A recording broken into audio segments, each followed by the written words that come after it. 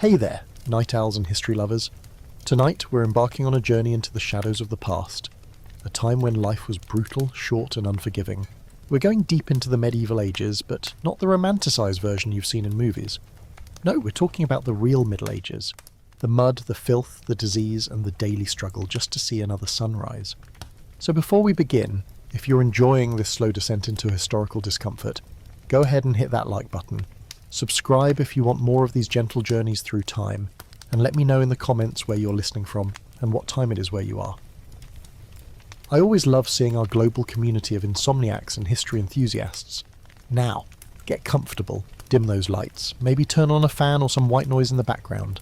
Let the modern world fade away for a moment, because tonight you're not in your comfortable bed with your memory foam mattress and climate control. Tonight you're waking up in the year 1347, and I promise you won't like it. The first thing you notice isn't the smell, though that will come soon enough. It's the sound. A deep, resonant clanging cutting through the pre-dawn darkness. The church bell. Your alarm clock. Except this alarm clock doesn't have a snooze button, and ignoring it might get you accused of sinfulness by your neighbours. The sound echoes across the village, a metallic voice calling the faithful to prayer, calling workers to their fields, calling everyone to remember that time. Even your time belongs to God and your Lord. You try to open your eyes, but they're crusted shut with sleep and possibly some kind of discharge you'd rather not think about. Your eyelids feel heavy, stuck together with the natural oils and dirt that have accumulated because, well, washing your face isn't exactly a daily ritual in 1347. When you finally pry them open, the darkness is almost complete. There are no electric lights, no digital clock glowing on your nightstand. Just the faint grey light of dawn beginning to creep through the gaps in your walls. Yes, gaps, because your home isn't exactly airtight. You're lying on what can generously be called a bed. It's a wooden frame, if you're lucky, with a mattress made of straw. But this isn't fresh Golden Farm straw.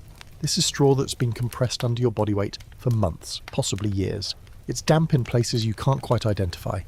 It smells like a combination of mildew, body odour, and something vaguely agricultural. The straw has broken down into smaller and smaller pieces, creating a dust that makes you cough when you shift position. And shift you must, because your body aches. At 25 years old, you feel ancient. Your back has a constant dull throb that never quite goes away. Your joints crack and pop like kindling in a fire every time you move. Your muscles are sore from yesterday's labour, and they'll be sore again tonight. This is just how bodies feel in the medieval period. There's no physical therapy, no pain relievers, no ergonomic anything. Your spine has been slowly compressing under years of manual labour, poor nutrition, and sleeping on surfaces that offer about as much support as a bag of rocks. The blanket covering you is wool. Heavy, scratchy, unwashed wool that probably hasn't seen water since it was sheared from the sheep. It's stiff in places from accumulated sweat and oils. It smells like lanolin, body odour, and smoke from the fire that barely kept you warm last night. In winter, this blanket is everything. In summer, it's a suffocating weight you can't quite bring yourself to remove because the nights still get cold, and you only own this one blanket anyway. As your eyes adjust to the dimness, you begin to make out your surroundings. You're in a single-room dwelling, and when I say single room, I mean it. This one room serves as bedroom, living room, kitchen, dining room, and sometimes even shelter for your livestock. The walls are made of wattle and daub, a construction technique that sounds quaint but essentially means sticks woven together and covered with mud, dung and straw. The walls are cracked. They let in drafts in winter and provide absolutely no cooling in summer. They're also home to countless insects that you've long since stopped trying to count or eliminate. The floor beneath your bed is dirt. Packed earth that turns to mud when it rains and sends up clouds of dust when it's dry. Rushes or straw are scattered across it in a half-hearted attempt to provide some cushioning and absorb the various liquids that end up down there. Spilled beer, animal urine, human accidents, rainwater that's leaked through the thatched roof. The floor covering is changed maybe once a season if you're particularly industrious. Underneath, the compressed layers of old rushes have created an archaeological record of your family's activities, a rotting lasagna of medieval life. Your family is waking up around you. And by family, I mean your spouse, your 4 children who survived infancy, your elderly mother who's somehow made it to the ripe old age of 48, and possibly a cousin who showed up last harvest season and just never left. There's no privacy, no separate bedrooms, no closed doors. Everyone sleeps in this one room, on beds or pallets arranged around the central hearth. You've heard every snore, every cough, every intimate sound your parents made. Your children will hear the same from you. This is just life. The animals are stirring too. Yes, the animals. Your family's 2 chickens, which spent the night in a corner to keep them safe from foxes, are beginning to cluck and scratch at the floor. If you're fortunate enough to own a goat or a pig, it might be tethered near the door, already making its morning noises. The smell of animal is so constant, so pervasive, that you don't even notice it anymore. It's just part of the olfactory landscape, like the smoke that permanently hangs in the rafters or the earthy smell of the dirt floor. You sit up slowly, every vertebra in your spine protesting the movement. Your head brushes against the low ceiling, or what passes for a ceiling. It's really just the underside of the thatched roof, dark with years of smoke accumulation. Spider webs stretch across the rafters, thick and dusty. You've learned not to disturb them. The spiders eat the flies, and the flies are everywhere. So the spiders are actually your allies in a constant war against insects. Your clothes are still on. Of course they are. You don't have pyjamas. The concept of changing into special sleeping clothes would strike you as absurdly wasteful. You sleep in the same rough wool or linen tunic you wore all day, which you'll continue wearing today, and tomorrow, and for many days after that, until it literally falls apart or becomes so stiff with accumulated grime that it can almost stand up on its own. The fabric is rough against your skin. It's scratchy and uncomfortable, but you're so used to it that you barely notice anymore. Comfort isn't really a concept that applies to clothing in your world. As you swing your legs off the bed, your bare feet touch the cold floor. The rushes are damp with dew that's somehow made its way inside, or perhaps with condensation from all the breathing bodies in this sealed, poorly ventilated space. The sensation is unpleasant, cold and slightly slimy. You curl your toes instinctively, but there's nowhere else to put your feet. No slippers await you, no warm floor. This is it. Standing fully now, you have to hunch slightly. The ceiling isn't quite tall enough for you to stand upright. Medieval builders weren't thinking about comfortable headroom. They were thinking about using as little material as possible and creating a structure that might, with luck, survive the next big storm. Your home is essentially a sophisticated tent held together by hope, mud, and prayer. The fire in the central hearth has burned down to embers during the night. A few red coals glow weakly in the ash, providing almost no warmth and barely enough light to see by. Someone will need to coax it back to life, feeding it carefully with precious firewood. And by someone, I probably mean you or your spouse, because that's just another task in an endless list of tasks that fill every waking moment of a medieval day. Through the gaps in the walls, you can see other families in your village beginning to stir. Smoke starts to rise from other roofs as fires are rekindled. You hear distant coughing, the sound of someone vomiting, probably from bad food or tainted water, the cry of a baby that's been crying so long you're not even sure whose baby it is anymore. This is your neighbourhood, your community. Everyone lives like this, everyone smells like this, everyone aches like this. You scratch at your scalp and your fingernails encounter something moving. Lice. Of course, lice. Everyone has lice. Rich, poor, noble, peasant, clergy, beggar. Lice are the great equalizer of the medieval world. You've had them so long that you can't remember what it felt like to not have them. The constant itching is just background noise now, like the ache in your back or the hollowness in your stomach. You scratch automatically, absent-mindedly, dislodging a few of the parasites. But knowing full well that dozens more remain, laying their eggs in your hair, feeding on your blood, living their entire life cycle on your body.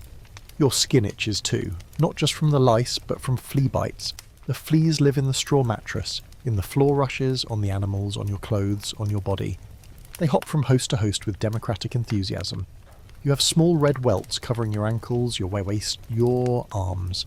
Some of them have been scratched raw and are showing signs of infection, a yellowish crust forming over the wounds. You scratch at these too, making them worse, but the itching is unbearable, and there's no cream, no medication, no relief. Welcome to your morning in the medieval period. You've been awake for perhaps 5 minutes and already you're uncomfortable, cold, itchy, hungry and sore. And your day? It's only just beginning. The church bell rings again, more insistent this time. It's not just ringing, it's commanding. In the medieval world, the church bell isn't a gentle reminder. It's the voice of authority, calling you to acknowledge another day of toil, another day of obligation, another day of survival. You can't ignore it. Everyone in the village hears it. Everyone knows who isn't responding to it. And in a community this small, this tightly knit out of necessity rather than affection, being noticed for the wrong reasons can have consequences. Your bladder is sending urgent signals. The pressure has been building since sometime in the night, but getting up in the cold darkness to deal with it seemed like too much effort. Now, however, it's unavoidable. The need is becoming painful. You glance around the dim room, looking for the communal solution to this very common problem. There, in the corner near the door, sits a wooden bucket. It's not a clean bucket. It's never been a clean bucket. This is the family's chamber pot, and it serves everyone. Your spouse used it last night. Your children have used it. Your elderly mother uses it multiple times each night. Her aging bladder no longer able to hold much. The bucket is already half full, and the smell emanating from it is eye-watering. It's a thick, acrid, ammonia-rich stench that combines the waste of multiple people, sitting and fermenting in a wooden container that has absorbed years of similar use. You shuffle over to the bucket, still hunched under the low ceiling, your joints protesting with each step. There's no privacy, of course. Your family members are awake, moving about, tending to the fire, dealing with the animals.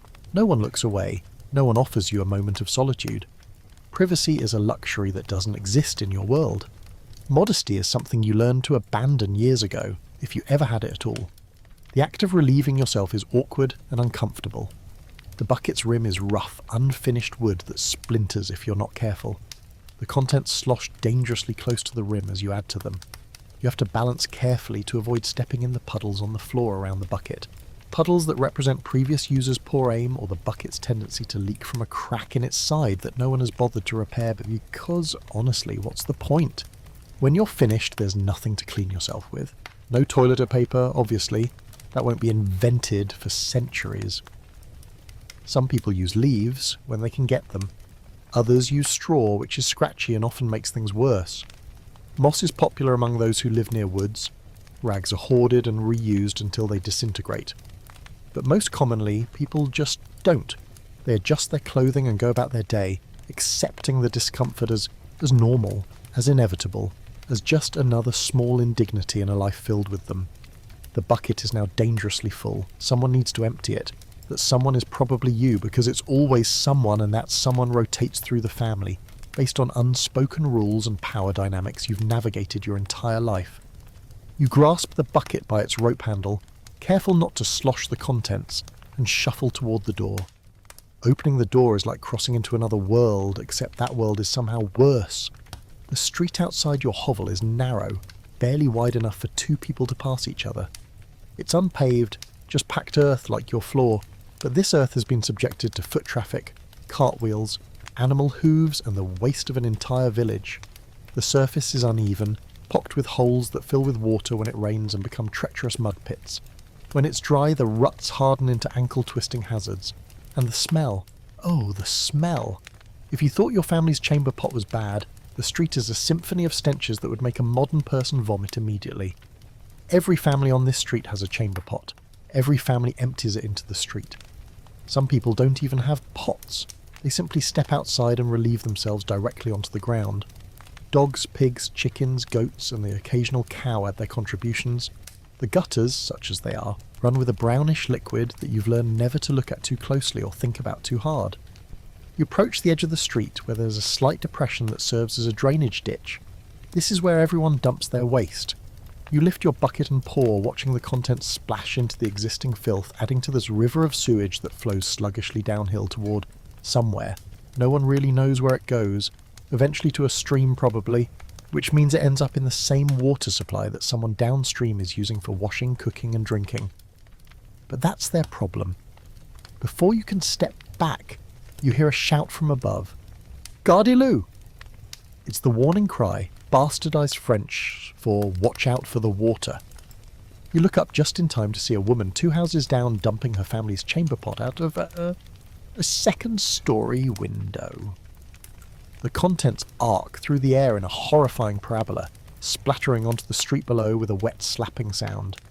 Some of it splashes onto a passing chicken, which squawks indignantly and runs away, leaving little footprints of filth in its wake. This is morning in your neighbourhood. This is normal. This is sanitation in 1347. There are no sewers, no plumbing, no water treatment, No concept of germs or bacteria or how disease spreads. People know that filth smells bad and seems vaguely connected to illness, but the mechanisms are a mystery. The miasma theory holds that bad air causes disease, so people believe that as long as you don't breathe too deeply near the waste piles, you'll probably be fine. Probably.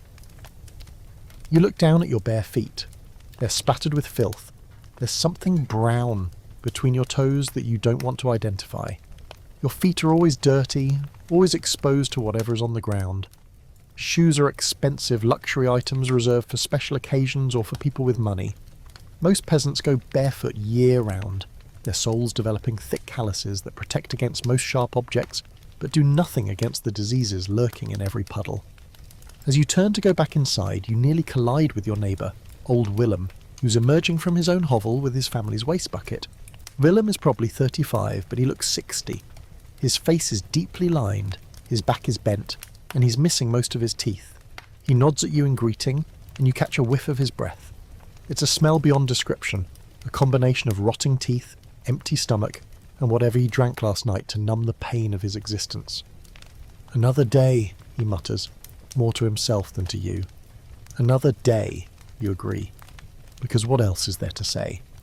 Willem dumps his bucket into the street, the contents splattering dangerously close to your feet. You don't complain. Next time it might be you splashing him. This is just how it works. You're all living in each other's filth, literally and figuratively.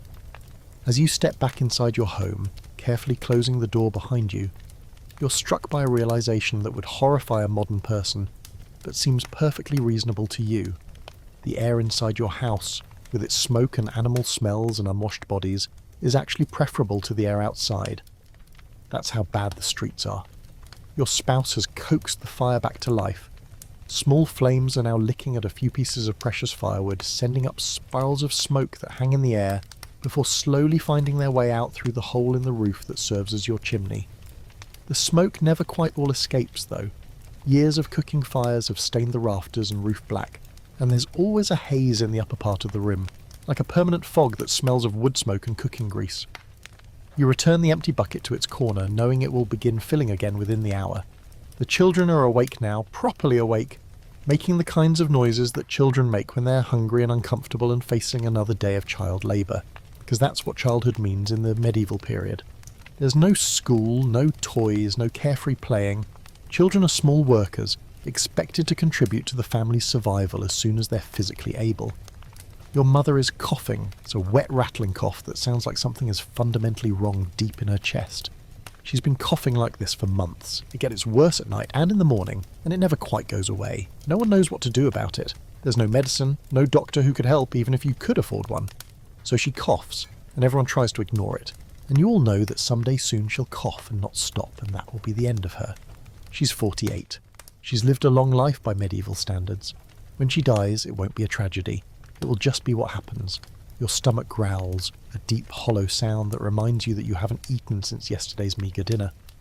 Hunger is your constant companion. Not the kind of hunger that modern people experience when they skip breakfast. Real hunger. The kind that makes your stomach hurt, that makes your head feel light, that makes you think about food constantly, obsessively. You're never quite full. Even on feast days, even after eating until you feel you might burst, within a few hours the hunger returns because your bolster body is burning through calories at a desperate rate, trying to keep you warm, trying to fuel the manual labour that fills your days, trying to keep you alive. But breakfast, such as it is coming. You can see your spouse preparing the morning meal by the fire. And by preparing, I mean ladling some of yesterday's pottage into wooden bowls. Pottage is the cornerstone of your diet. It's a thick stew made from whatever grains, vegetables, and scraps you have available. It's been simmering in the same pot for days, with new ingredients added as they become available, and the old ingredients breaking down into a greyish-brown sludge that all tastes more or less the same regardless of what actually went into it. Today's pottage looks particularly unappetising. It's a greyish-green colour, with a skin forming on top from sitting overnight. You can see some identifiable pieces floating in it, a chunk of turnips and barley grains, what might be a piece of onion, or might be something else entirely. There's no meat. There's never meat. Meat is for special occasions, for feast days, for the Lord's table. Peasants eat meat maybe a dozen times a year if they're lucky. Your spouse hands you a wooden bowl. The bowl is crude, carved from a single piece of wood, and it has never been washed with anything that might actually clean it. Water is too precious to waste on washing dishes. At most, the bowls get wiped out with a rag between uses. Years of use have left the wood stained and absorbed with the flavours of every meal that's been eaten from it. The bowl has a permanent smell, a yeasty, sour smell that adds to the overall flavour profile of whatever you're eating. You look down at the pottage. Steam rises from it, carrying a smell that's earthy and bland, with an undertone of something slightly off, like fermentation or rot. You're so hungry that even this looks good. You pick up your wooden spoon, another crude utensil that's stained and worn smooth by use, and dip it into the mixture. The first bite is hot enough to burn your tongue slightly, but you barely notice because your mouth is used to discomfort. The taste is, well, it tastes like survival. There's a grainy texture from the barley, which hasn't been ground very fine and still has bits of husk in it. The turnip is mushy and bland. There's a slight bitterness that might be from herbs or might be from the pot itself, which has seen better days, but mostly it just tastes like warm, filling substance. It's calories. It's fuel. It will keep you alive for another day of work. You eat quickly, hunched over your bowl, spooning the thick mixture into your mouth as fast as you can. There's no table, no chairs. You're squatting near the fire, the bowl balanced on your knees. Your family eats the same way, scattered around the room, everyone focused on their own bowl. There's no conversation. Meals aren't social events. They're feeding times, utilitarian breaks in the endless work. As you scrape the last of the pottage from your bowl, you notice something moving in the dregs. A small beetle, drowned in the stew, floats to the surface. You fish it out with your finger and flick it toward the fire without much thought. Insects in food are common, unavoidable really. The grain is stored in sacks that beetles and weevils infest. The vegetables come from gardens where caterpillars and slugs live. Everything you eat has been touched by insects, walked on by rodents, or contaminated in some way that would make a modern health inspector have a complete breakdown. But you don't know any different. This is just food, this is just life. Alongside the pottage there's bread, and I use the term bread loosely. What sits before you is a dense, heavy loaf, made from barley or rye flour. Wheat is for the wealthy. Peasants make do with coarser grains, often supplemented with whatever else can be ground into powder. Peas, beans, acorns, even sawdust when times are truly desperate. The bread is dark, almost black, and so hard that you can't bite into it directly. You have to tear off chunks and soak them in your pottage to soften them enough to chew. The crust is thick and tough, your teeth barely making an impression.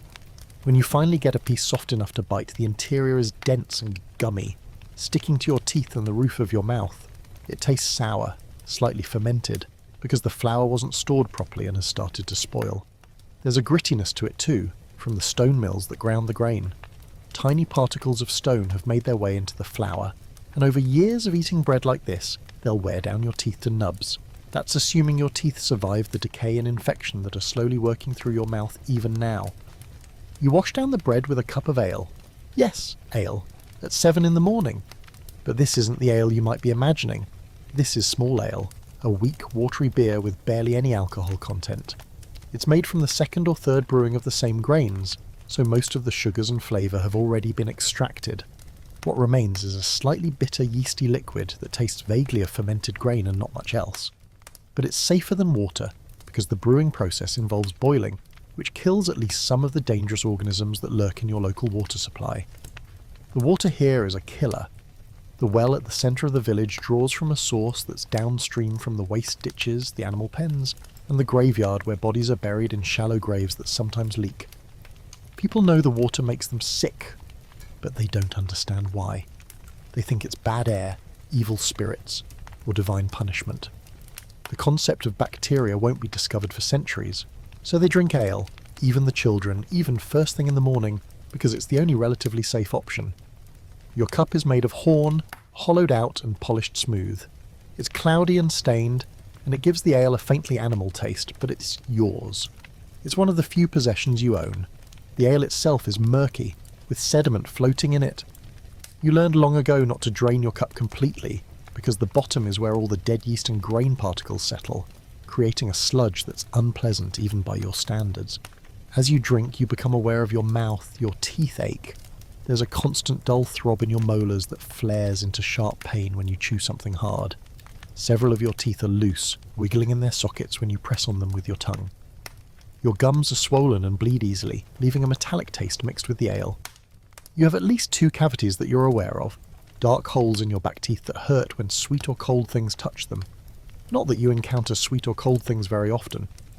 One of your front teeth is broken, cracked in half from biting into a piece of bread that had a stone in it.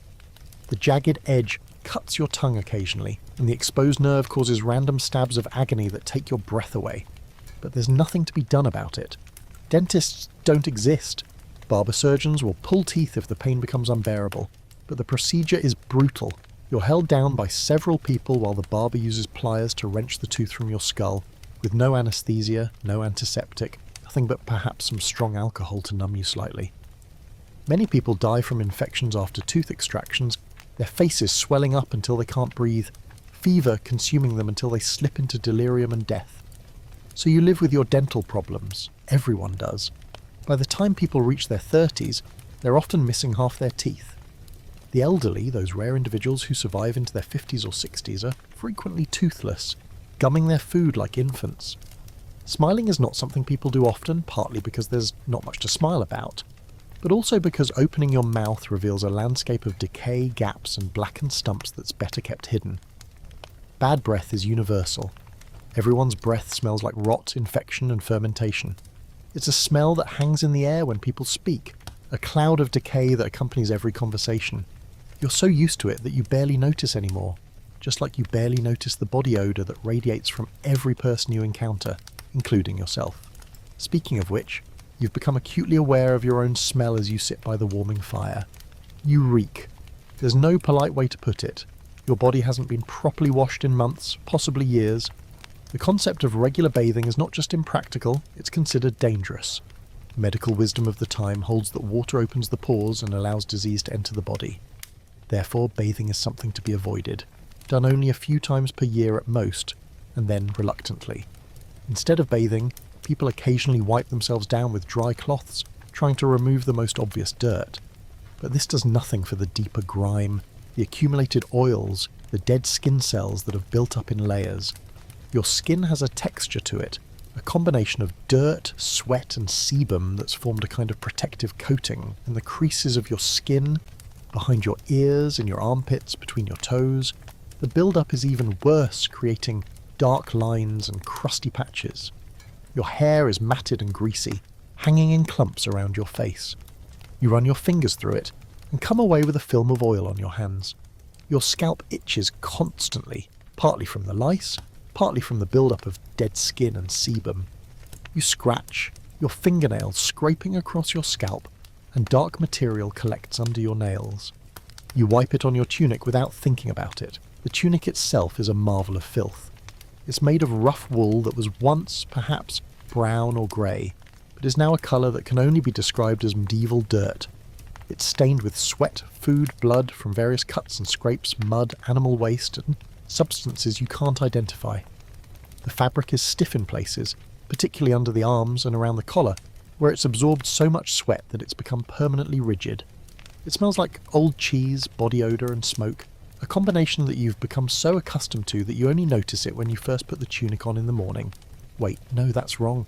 You don't put it on in the morning because you never took it off. You sleep in it, you work in it, you live in it. It's essentially a second skin at this point. Under the tunic you're wearing a linen undergarment, or you were.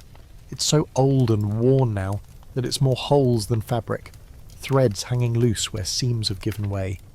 The linen was supposed to absorb sweat and protect your skin from the scratchy wool, but it's so saturated with your body's oils that it's become stiff and almost plastic-like.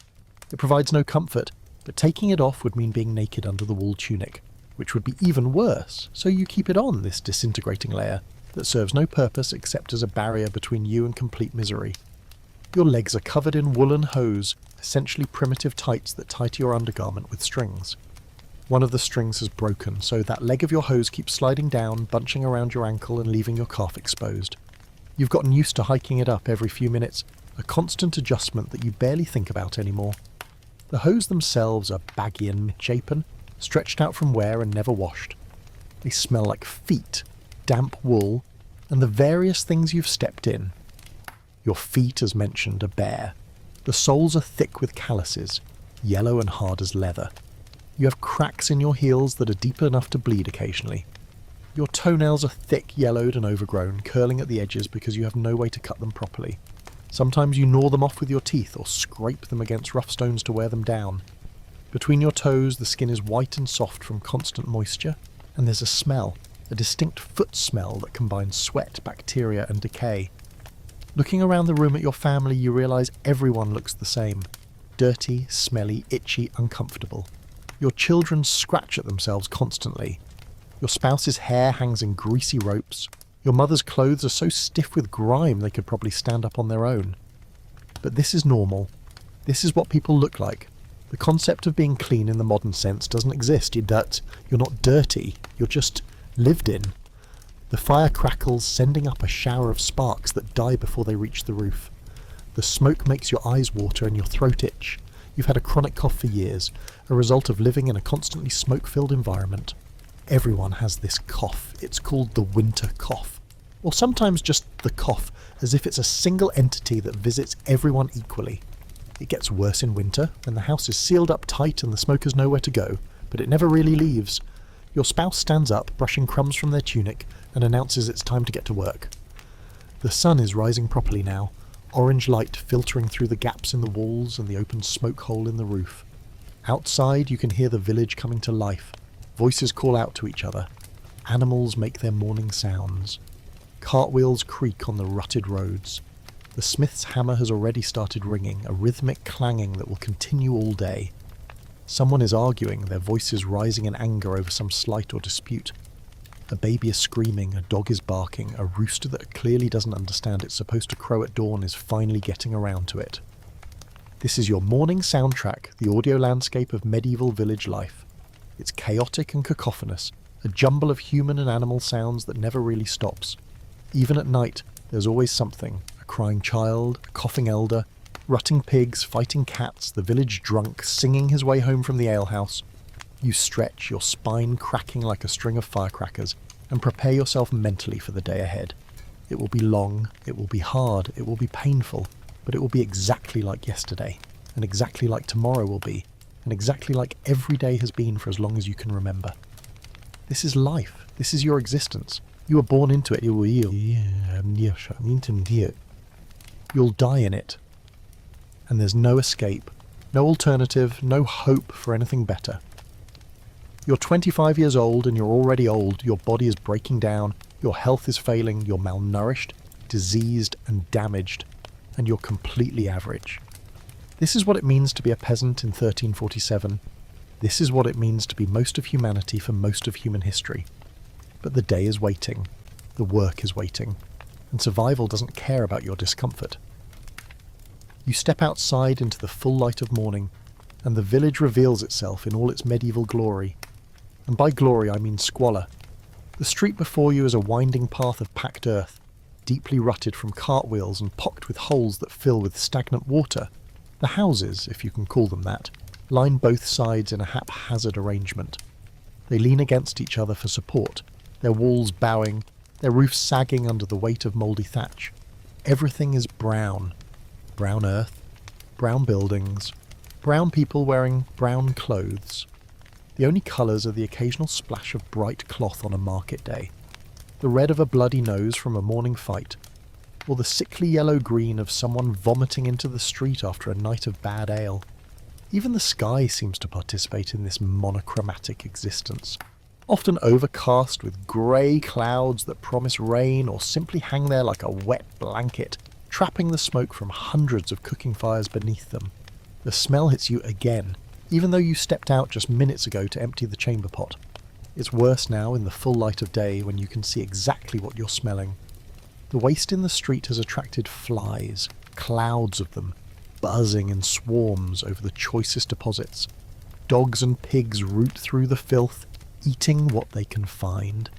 A skeletal cat slinks along a wall, its ribs showing clearly through its fur, hunting rats that are almost as big as it is. Rats, they're everywhere. In the walls, in the thatch, in the grain stores, in the streets. They're so common that people barely notice them anymore. They scurry across rafters during dinner. They nest in straw mattresses. They chew through baskets and bags, contaminating food with their droppings. Children sometimes play with them, catching them and keeping them as pets until they escape or die. No one realizes that these rats, and the fleas that live on them, are carrying something that's already spreading through Asia, moving along trade routes, getting closer every day, something that will, in just a year, arrive in Europe and kill a third of the population. But you don't know that yet. Right now, rats are just an annoyance, a fact of life like the fleas and lice and bedbugs and all the other creatures that share your existence. Your neighbour Willem is already out, leaning against his doorframe watching the street with rheumy eyes. He's chewing on something, a piece of bread probably, working it around his mouth with the few teeth he has left. He sees you and nods again, the same greeting as before, the same acknowledgement of shared misery. Fields won't plough themselves, he says, more observation than complaint. No, you agree, though they won't. This is the extent of most conversations in your world. Brief acknowledgements of obvious truths. No one has the energy for extensive discussion. And honestly, what would you talk about? Everyone's life is the same. Everyone faces the same struggles. There are no hobbies, no current events beyond the immediate village gossip, no intellectual pursuits. You can't read, neither can Willem. Neither can anyone else in the village except the priest, and he can barely manage the Latin he needs for services. You start walking toward the fields, your bare feet already caked with mud and worse. The path takes you past other houses, each one a variation on your own theme of poverty. Some are slightly larger, belonging to families with more children or perhaps a widowed relative. Some are smaller, tiny hovels where single people or elderly couples live out their final years. But they're all the same basic structure. Wattle and daub walls, thatched roofs, dirt floors. One room, no windows except perhaps a small opening that can be covered with a wooden shutter when the weather turns truly foul. As you walk, you pass people. Everyone is up now because everyone has work to do. A woman is carrying water from the well, 2 buckets suspended from a yoke across her shoulders. The water sloshes with each step, and you can see that it's murky, brownish, full of sediment. She'll take this water home and use it for cooking, drinking, washing. She has no choice. It's the only water available, and fetching it is a daily chore that takes time and effort that she can't afford but must somehow find. 2 men are arguing over a property line, their voices raised, fingers jabbing toward the ground. Property disputes are common. Without proper surveys or written records, boundaries are remembered through oral tradition and physical landmarks, which can shift or disappear. These arguments sometimes escalate into violence. More than one person has been killed over a few feet of land, a disputed hedge line, or the right to gather firewood from a particular copse. A group of children run past you, barefoot and filthy, playing some kind of chasing game. They're laughing, which is remarkable given their circumstances. These children will work in the fields by midday. They'll haul water, gather firewood, help with planting and harvesting. They'll do this until they're old enough for harder labour, at which point they'll do that until their bodies break down. But right now, for a few brief moments, they're just children, finding joy in the simple act of running and shouting. One of them crashes into you, nearly knocking you over. "Sorry," the child squeaks before darting away. You don't get angry. What would be the point? The child will face enough hardship soon enough. Let them play while they can. You reach the edge of the village, where the houses give way to the fields. These are the common fields owned by the lord of the manor, but worked by you and your fellow peasants. This is where you'll spend the next 12 to 14 hours, bent over, breaking your back to produce food that you'll only see a fraction of. The rest goes to the Lord, to the church as tithes, and to next year's seed. What remains for you and your family is barely enough to survive on, and in bad years, it's not enough at all. The fields stretch out before you, divided into long strips.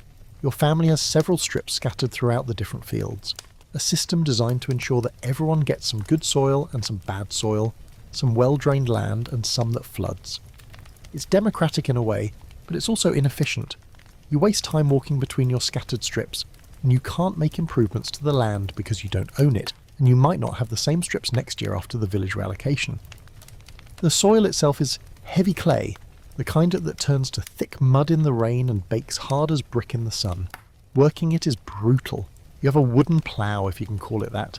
It's really just a forked stick with an iron tip, pulled by you, or, if you're one of the lucky families, by an ox. Most people don't own an ox. Oxen are expensive, require feeding, and represent a wealth that most peasants will never achieve. So you pull the plough yourself, or you and your spouse take turns, the wooden handles digging into your shoulders, your feet slipping in the mud, your back screaming in protest as you try to break up the soil. Today, you're preparing a field for spring planting. The ground needs to be turned, the weeds removed, the soil broken up. It's work that requires hour after hour of repetitive motion, bending, lifting, turning, bending again. Your tools are primitive: the wooden plough, a hoe with a metal blade that's more rust than iron, a sickle for cutting weeds. These tools are precious. They are passed down through generations, repaired and re-repaired until they barely resemble their original forms. When a tool breaks and can't be fixed, it's a minor disaster. You can't just go buy a new one. You might have to borrow one from a neighbour, which means you owe them labour in return, or you might have to do without, making your work even harder. You take your position at the plough and begin. Immediately your back protests. The old injury from last harvest when you twisted wrong lifting a heavy sack flares up. Pain shoots down your leg, making you gasp. But you can't stop, you can't rest. The planting season is short, and if you don't get the seeds in the ground at the right time, there won't be a harvest, and if there isn't a harvest, you'll starve. It's that simple and that brutal, so you push through the pain. You always push through the pain. Pain is your constant companion, as much a part of you as your own heartbeat. Your back, your knees, your shoulders, your hands, everything hurts all the time. Sometimes the pain is a dull ache you can ignore. Other times it's sharp and demanding, taking your breath away. But it never stops. Not really. Not completely. As you work, others arrive. Willem moving slowly, favouring his left leg, which was broken years ago and never set properly. Aelred the Cooper, his fingers permanently curved from years of bending wood. Young Osric, who's only 16 but already has the stooped posture of a much older man. Everyone is damaged. Everyone is in pain. Everyone keeps working because what else can they do? The sun climbs higher in the sky. You've been working for hours, and you've completed maybe a tenth of what needs to be done today. Your hands are already blistering where they grip the plough handles. You can feel the fluid building up under the skin, the precursor to the raw open sores that will make tomorrow even more painful. You've developed calluses on your calluses, layers of hardened skin built up over years of manual labour, but even these aren't enough to fully protect you. Sweat pours down your face, stinging your eyes. You wipe it away with your sleeve, which just smears dirt across your face, mixing with the sweat to create a muddy paste. Your tunic is soaked through, clinging to your body. The wool, now wet, is even heavier and more uncomfortable than before. It chafes against your skin with every movement, creating raw spots under your arms and around your neck. By the end of the day, these spots will be bleeding slightly, and tomorrow they'll be worse, but you'll wear the same tunic anyway because it's the only one you have. Your stomach is already empty again. The pottage and bread from breakfast burned through hours ago, consumed by the intense physical labour. Hunger gnaws at you, a hollow ache that makes your head feel light and your hands shake slightly. But there's no lunch. Not really. Maybe around midday someone will bring some bread and ale to the field, a brief respite where you can sit for a few minutes and shove food into your mouth before returning to work. But that's hours away still. The sun beats down mercilessly now. You're in full sun, no shade anywhere, and the heat is oppressive. Sweat evaporates almost as quickly as it forms, but not quite quickly enough. You're losing water faster than you can replace it, becoming dehydrated, though you don't know that word or understand what's happening to your body. You just know that you're thirsty, always thirsty, and the small amount of ale you'll get at midday won't be enough. Your lips are cracked and bleeding slightly. Your tongue feels thick and swollen in your mouth. Your urine, when you step to the edge of the field to relieve yourself, is dark and concentrated, with a smell so strong it makes you wince. These are all signs of severe dehydration, but they're also just normal for you. This is how you feel every day during the growing season. A wave of dizziness washes over you. You pause, leaning on the plough, trying to catch your breath. Dark spots dance at the edges of your vision. Your heart is pounding, racing in your chest in a way that feels wrong. But you can't stop, you can't rest. So you shake your head, trying to clear it, and you go back to work. This is what labour means in the medieval period.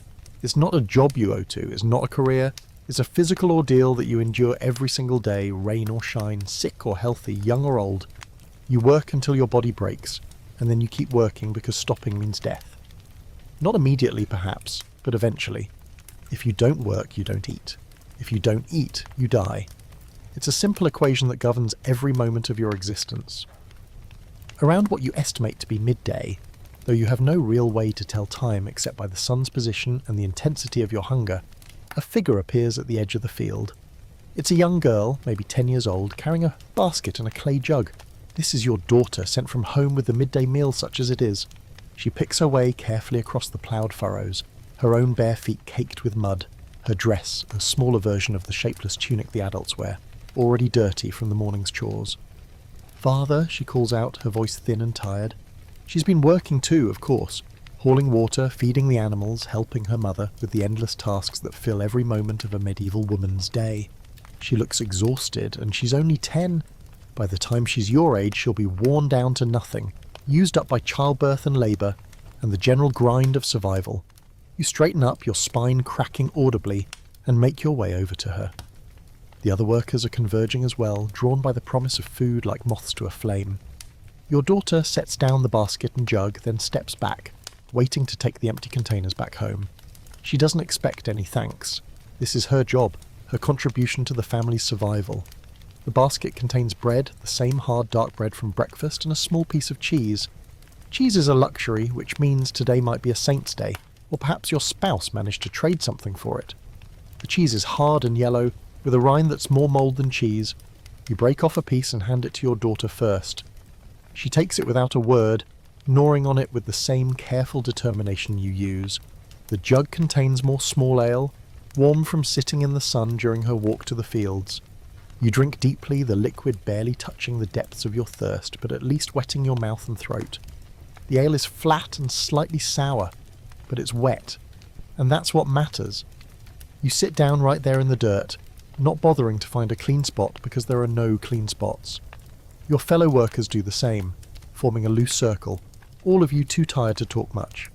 You eat your bread slowly, trying to make it last, trying to fool your stomach into thinking it's getting more food than it actually is. The cheese is strong, almost overwhelmingly so, with a sharpness that makes your eyes water. But it's protein, it's fat, it's energy, and you eat every crumb, scraping your fingers across your palm to catch even the smallest pieces. This is your lunch break. It lasts maybe 15 minutes. There's no leisurely meal, no conversation, no rest.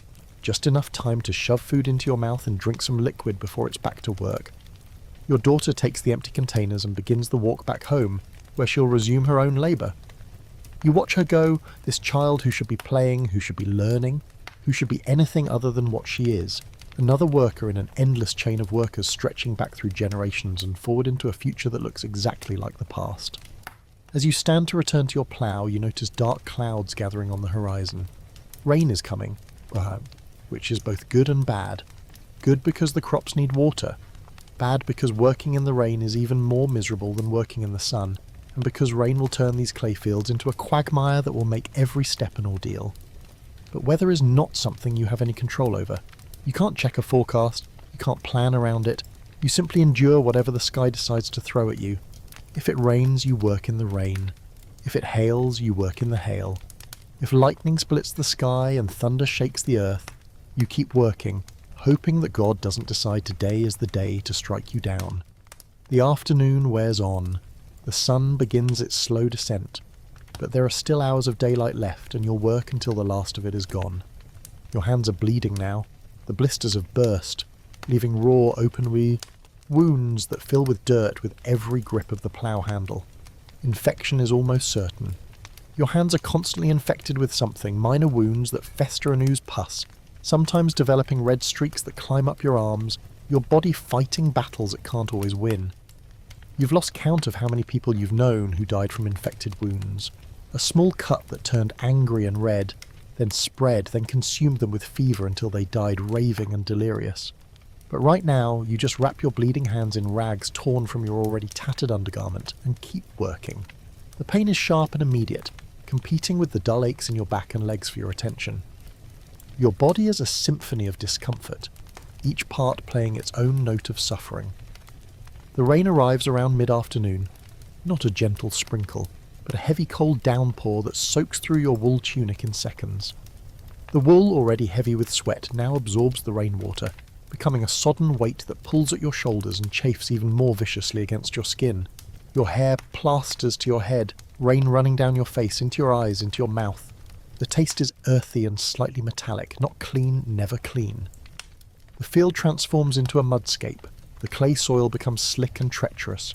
Your feet slip with every step, and more than once you fall, landing hard in the mud, covering yourself in cold, wet earth.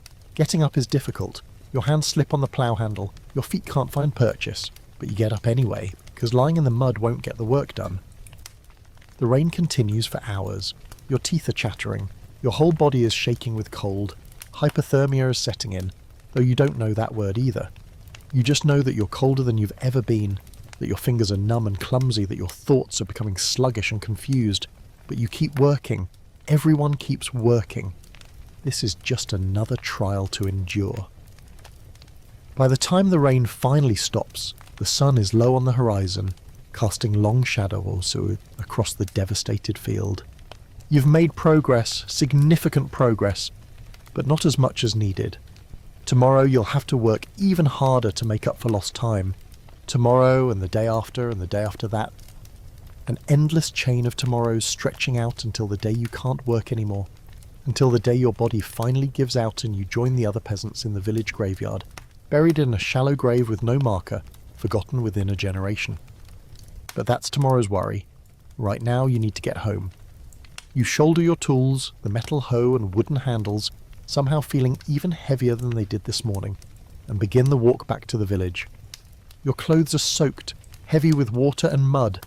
You're leaving a trail of muddy footprints behind you, each step a small agony as your raw feet encounter stones and sticks and all the other hazards of the path.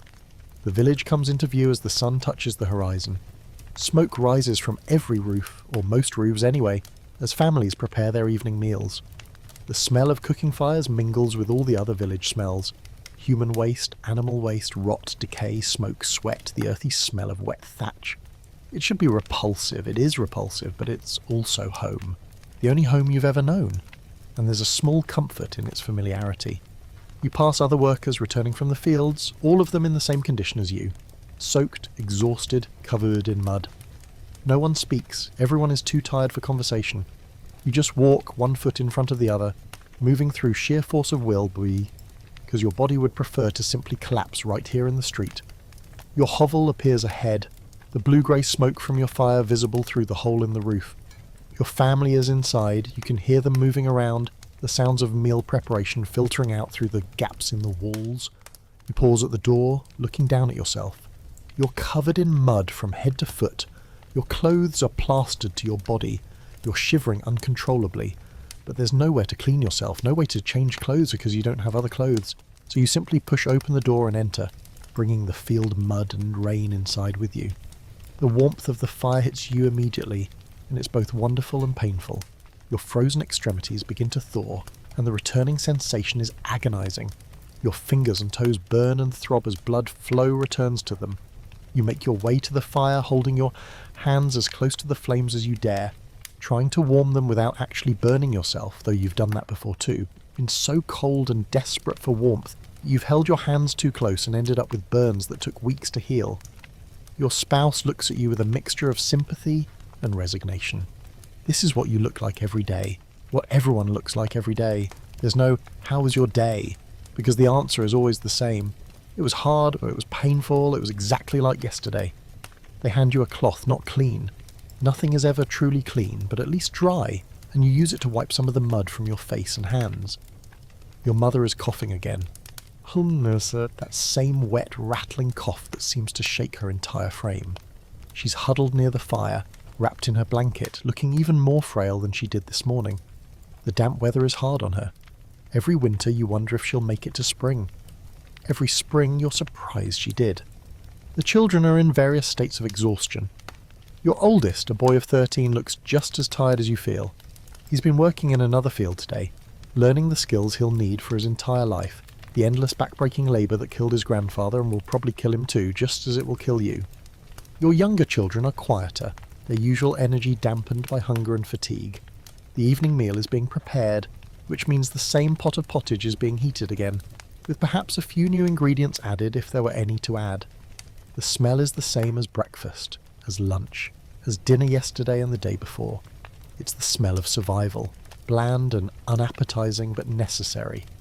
You peel off your wet tunic, which takes effort because it's stuck to your skin, and hang it near the fire to dry.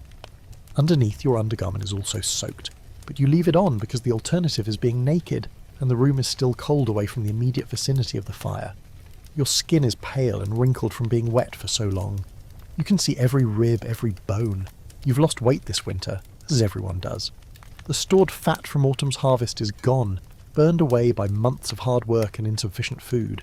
Spring is the hungry time when last year's food is running out and this year's crops haven't come in yet.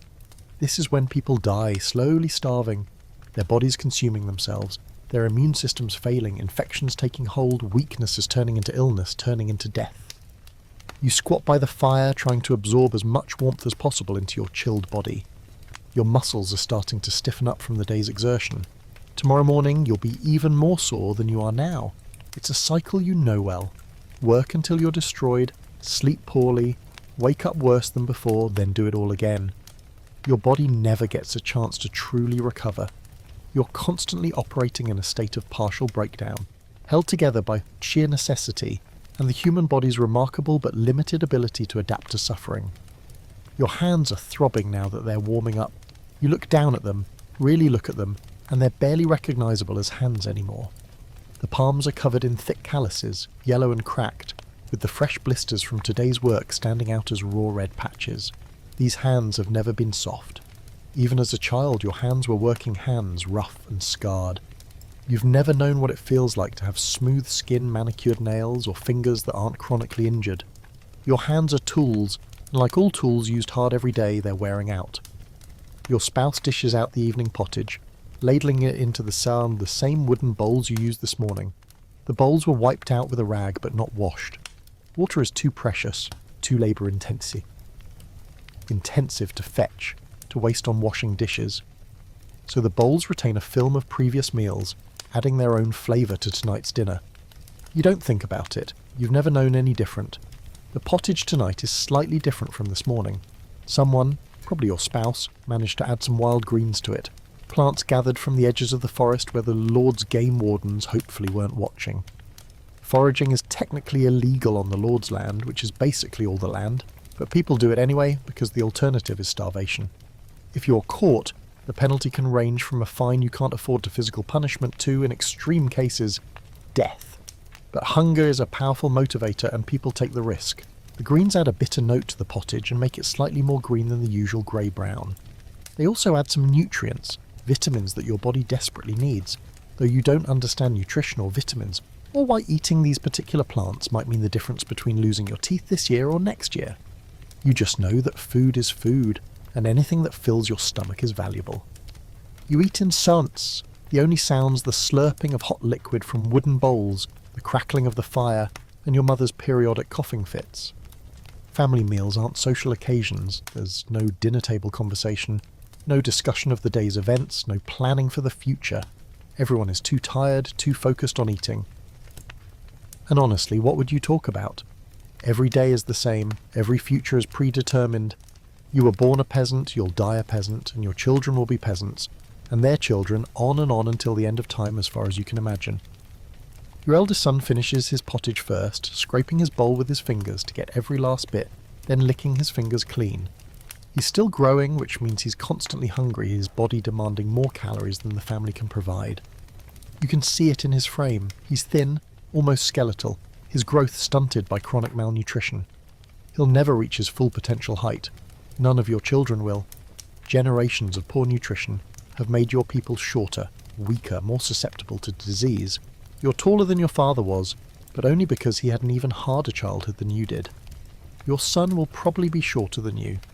After the meal, there's a brief moment where you're neither eating nor sleeping, a small window of time that in a modern world might be called leisure. But you don't have leisure. You have exhaustion so profound that even the smallest tasks feel like climbing mountains. Your spouse is mending a tear in one of the children's tunics, working by firelight with thread made from plant fibres and a bone needle. The stitches are crude and uneven, but they'll hold at least for a while. You should be doing something productive too. There are tools that need repair, firewood that needs to be split and stacked, 100 small tasks that are constantly waiting. But you can't move. Your body has hit its limit. You sit by the fire, staring into the flames, your mind blank with fatigue. The fire is hypnotic. The flames dance and flicker, casting moving shadows on the walls. The smoke curls up toward the roof hole, never quite all escaping, some of it hanging in the rafters, some of it drifting down to sting your eyes. You've been breathing smoke your entire life. Your lungs are probably black with it, though you don't know about lungs or what they look like. You just know that everyone has that chronic cough, and sometimes people start coughing blood, and when that happens, they usually don't last much longer. One of your younger children, a girl of 7, comes and leans against you. She's seeking warmth and comfort, the basic human need for physical affection. You put your arm around her, and she feels so small, so fragile. She's always been the smallest, the weakest. She almost died in her first winter, and every winter since has been a struggle. You don't let yourself love her too much. You can't. The mortality rate for children is so high that most parents have learned to maintain some emotional distance, especially from the younger ones.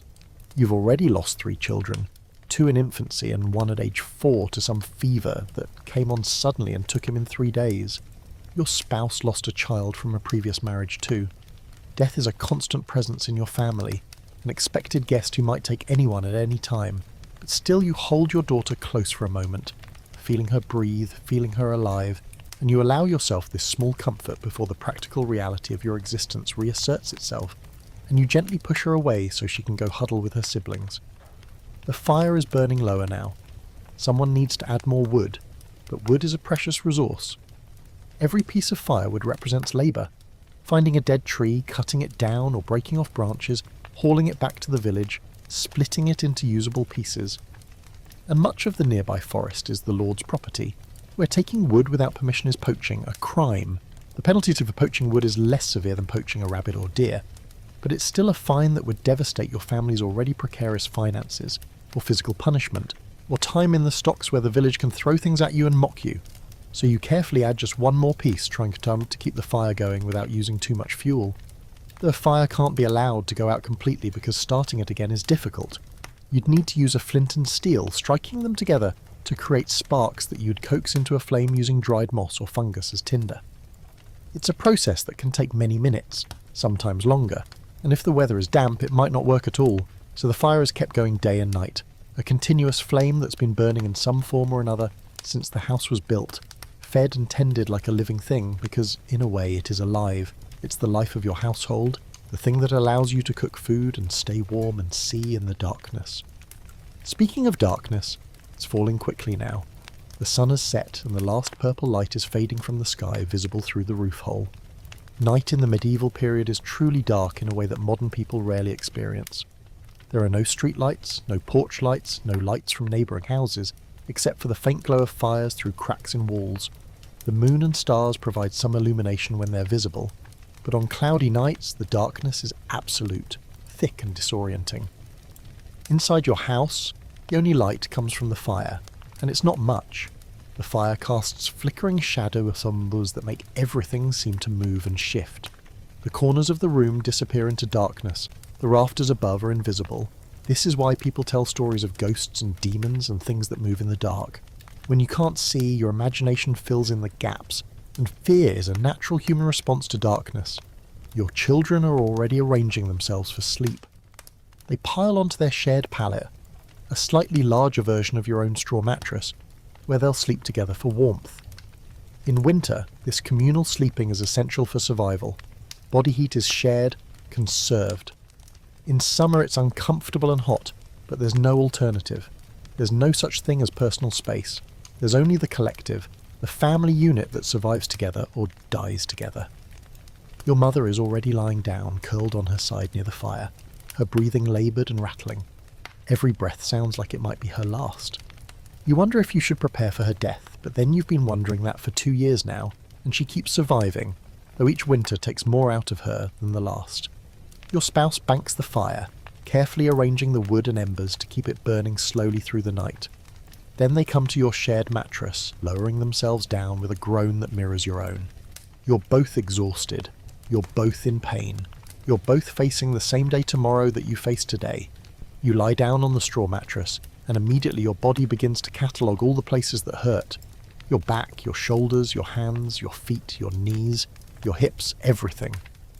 You try to find a comfortable position, but there isn't one. The straw pokes through the thin fabric of the mattress cover. The parts of the straw that have broken down into dust make you want to cough. The fleas and bedbugs that live in the straw are already biting, attracted by your body heat and the carbon dioxide you exhale. You scratch at a bite on your arm, then another on your leg. Your spouse is scratching too. This is the nighttime ritual. Lie down, get bitten, scratch, try to sleep despite the itching. Sometimes the itching is so bad that sleep seems impossible, but exhaustion always wins eventually. Your body simply shuts down, too tired to stay conscious any longer. The house settles around you. The fire crackles softly. A mouse scurries across the rafters. One of the chickens makes a sleepy clucking sound. Your youngest child whimpers in their sleep. Your mother coughs. The sounds blend together into the nighttime symphony of your medieval household. Outside, the village is settling down too. You can hear doors being barred, animals being secured, the last few conversations of the day. Someone is singing, their voice carrying through the quiet night. A ballad about something, you can't quite make out the words. The singing is off-key and slurred. Probably someone who's had too much ale at the village tavern, stumbling home to their own hovel and their own miserable bed. A dog barks in the distance. Another answers, then silence, or relative silence. The night is never truly quiet. There are always sounds, animals, insects, the wind, the creaking of houses, the occasional cry of a night bird. But the human sounds diminish, and the village sleeps. You close your eyes and try to ignore the itching, the aching, the hunger that's already returning despite the meal you just ate.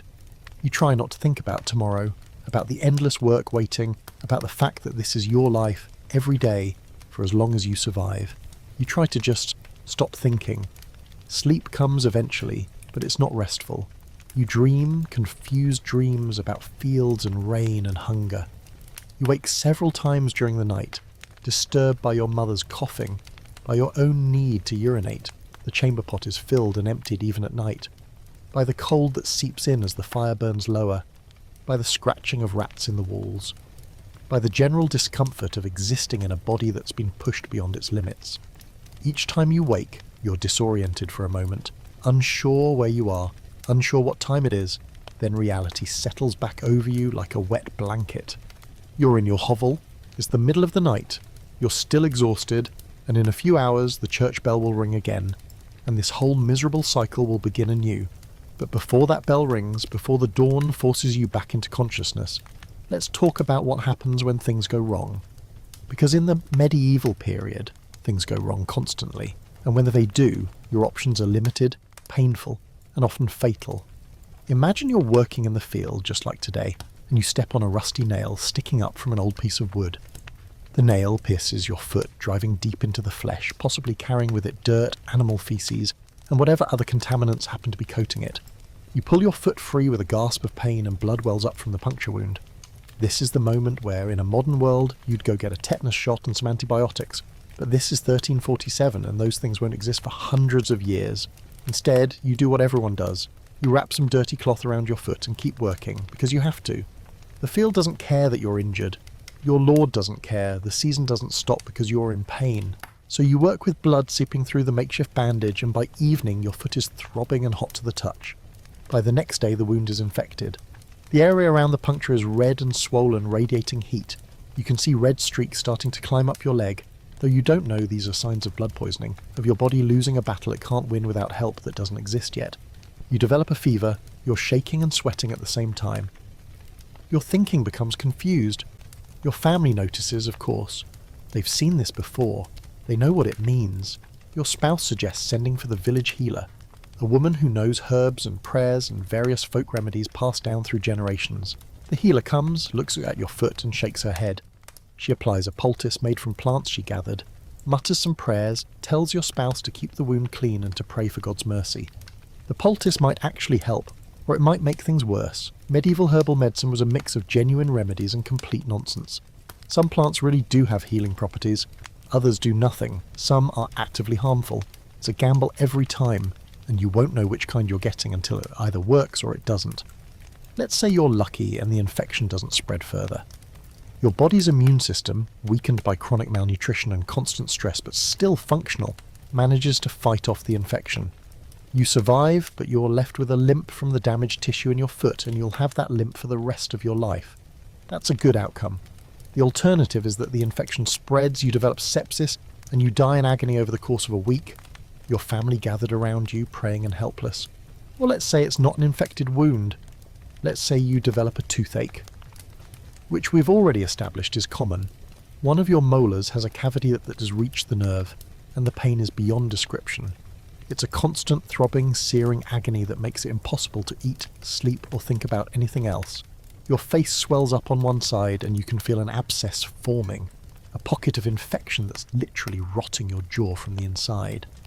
You go to the barber surgeon because he's the only person in the village with any medical training at all. And by training, I mean he's watched other people pull teeth and figured he could do it too. His shop is also the place where men get their hair cut and their beards trimmed. Because why wouldn't you want your medical procedures done in the same place as your grooming? The barber surgeon looks at your tooth and nods. It needs to come out, he says, as if this is somehow news to you. You know it needs to come out. The question is whether you'll survive the extraction. He has you sit on a stool and he calls for his apprentice, a boy of 14 who's learned this trade by watching and assisting. The apprentice's job is to hold your head still, which he does by gripping your head between his hands and pressing it against his chest. There's no anaesthesia, no numbing, nothing to ease the pain except perhaps a cup of strong ale that you drink beforehand, which does almost nothing. The barber surgeon approaches with his tool, a pair of pliers-like forceps, stained with the blood of previous patients and cleaned, if at all, with a quick wipe on his already blood-stained apron. He grips your tooth and begins to pull. The pain is indescribable. It's not just pain, it's a violation. A fundamental wrongness as your body parts are forcibly separated. You scream or try to, but the apprentice has his hand over your mouth now, muffling the sound. You can't move, you can't escape, you can only endure. The tooth doesn't want to come out. The barber surgeon pulls harder, twisting, rocking it back and forth. You can feel your jawbone flexing, can hear sounds from inside your own skull that no one should have to hear. Blood fills your mouth hot and metallic. You're gagging on it, trying not to swallow, trying not to vomit. Your vision is going dark around the edges. You're on the verge of passing out from pain. Finally, with a crack that you feel as much as hear, the tooth comes free. Or rather, part of it does. The crown has broken off, leaving the roots still embedded in your jaw. The barber surgeon curses, digs the forceps back into your bleeding mouth, and tries to get the remaining pieces. This takes another several minutes of agony before he finally gets everything out. Or at least he thinks he does. It's hard to be sure with all the blood. He packs the socket with some kind of paste, possibly something to help with clotting, possibly just dirt for all you know, and tells you not to eat on that side for a few days and to rinse your mouth with salt water if you can afford salt, which you can't. He hands you a rag to bite down on and send you on your way. His fee for this service is a day's labour, which you owe him now. You've just traded a day of your life for the removal of one tooth. You stumble home, the rag pressed to your mouth, blood soaking through it. Your jaw is radiating pain that somehow seems worse now than before the extraction. The socket where your tooth used to be is a raw, bleeding hole that you can feel with your tongue. Your whole face is swollen. You look like you've been beaten, and in a way, you have. Over the next few days, the socket begins to heal, or it doesn't. There's about a 50-50 chance of serious infection after a tooth extraction. If you're unlucky, the infection spreads to your jawbone, causing osteomyelitis, which is frequently fatal. Your face swells up even more, the infection eating away at your jaw from the inside. You develop a high fever. The infection can spread to your brain, or it can spread to your blood, causing sepsis. Either way, you die killed by a toothache. But let's say you survive that too. You're one of the lucky ones. Your body fights off the infection, the socket heals, and you're left with one fewer tooth and a healthier respect for dental pain. This is life. This is medicine. This is healthcare in the 14th century. Now imagine your spouse is pregnant. Pregnancy in the medieval period is a death sentence for a significant percentage of women. Childbirth is one of the leading causes of death for women of childbearing age, and there's nothing anyone can do about it. No prenatal care, no ultrasounds, no way to know if the baby is positioned correctly, or if there are complications until labour actually starts, at which point it might be too late to do anything. Your spouse has been pregnant before, obviously. You have children, but each pregnancy is a gamble. Each birth could be the one that kills her. She knows this. You know this. Everyone knows this. It's so common that women often write wills before going into labour just in case.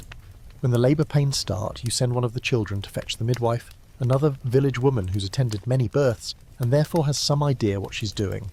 The midwife arrives with her bag of tools and supplies, which include clean cloths, if she has them, some herbs to make tea that's supposed to ease labour pains, though it doesn't really, and her hands, which may or may not be clean, depending on what she was doing before she got the call. Your spouse labours for hours. The contractions come and go, each one a wave of pain that makes her cry out.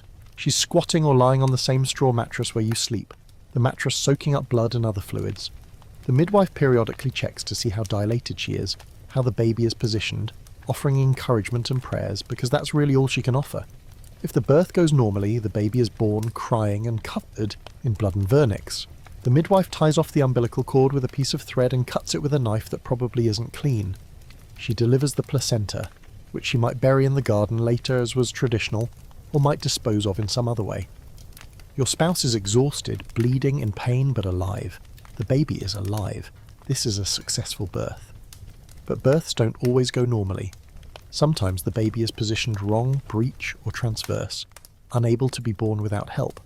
The midwife might try to turn the baby manually, reaching inside and attempting to manipulate the infant into the correct position. This is agonizing for the mother and dangerous for the baby. Sometimes it works, sometimes it doesn't.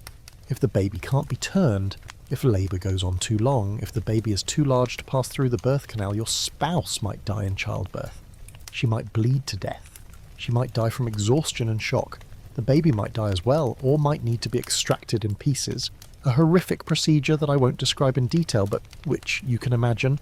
Or your spouse might survive the birth, but develop childbed fever, an infection of the uterus that's caused by, though nobody knows this yet, bacteria introduced during delivery, often from the midwife's her unwashed hands.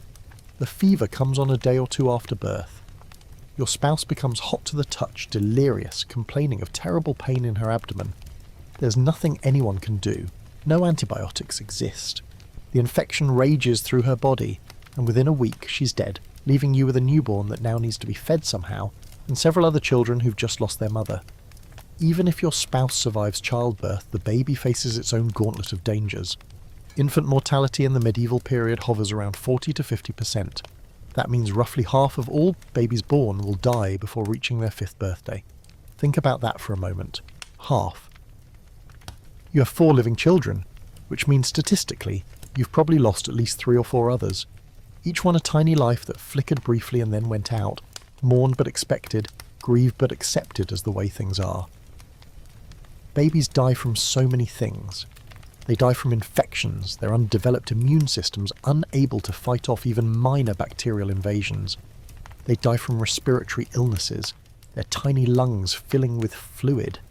They die from diarrhea, which causes dehydration that kills in days. They die from accidents, from being rolled onto by exhausted parents during sleep, from wandering too close to the fire, from falling into water, from 1,000 careless moments in an environment that's hostile to small, fragile humans. They die from malnutrition. Breast milk is the only safe infant food, but if the mother is malnourished herself, her milk may not be sufficient.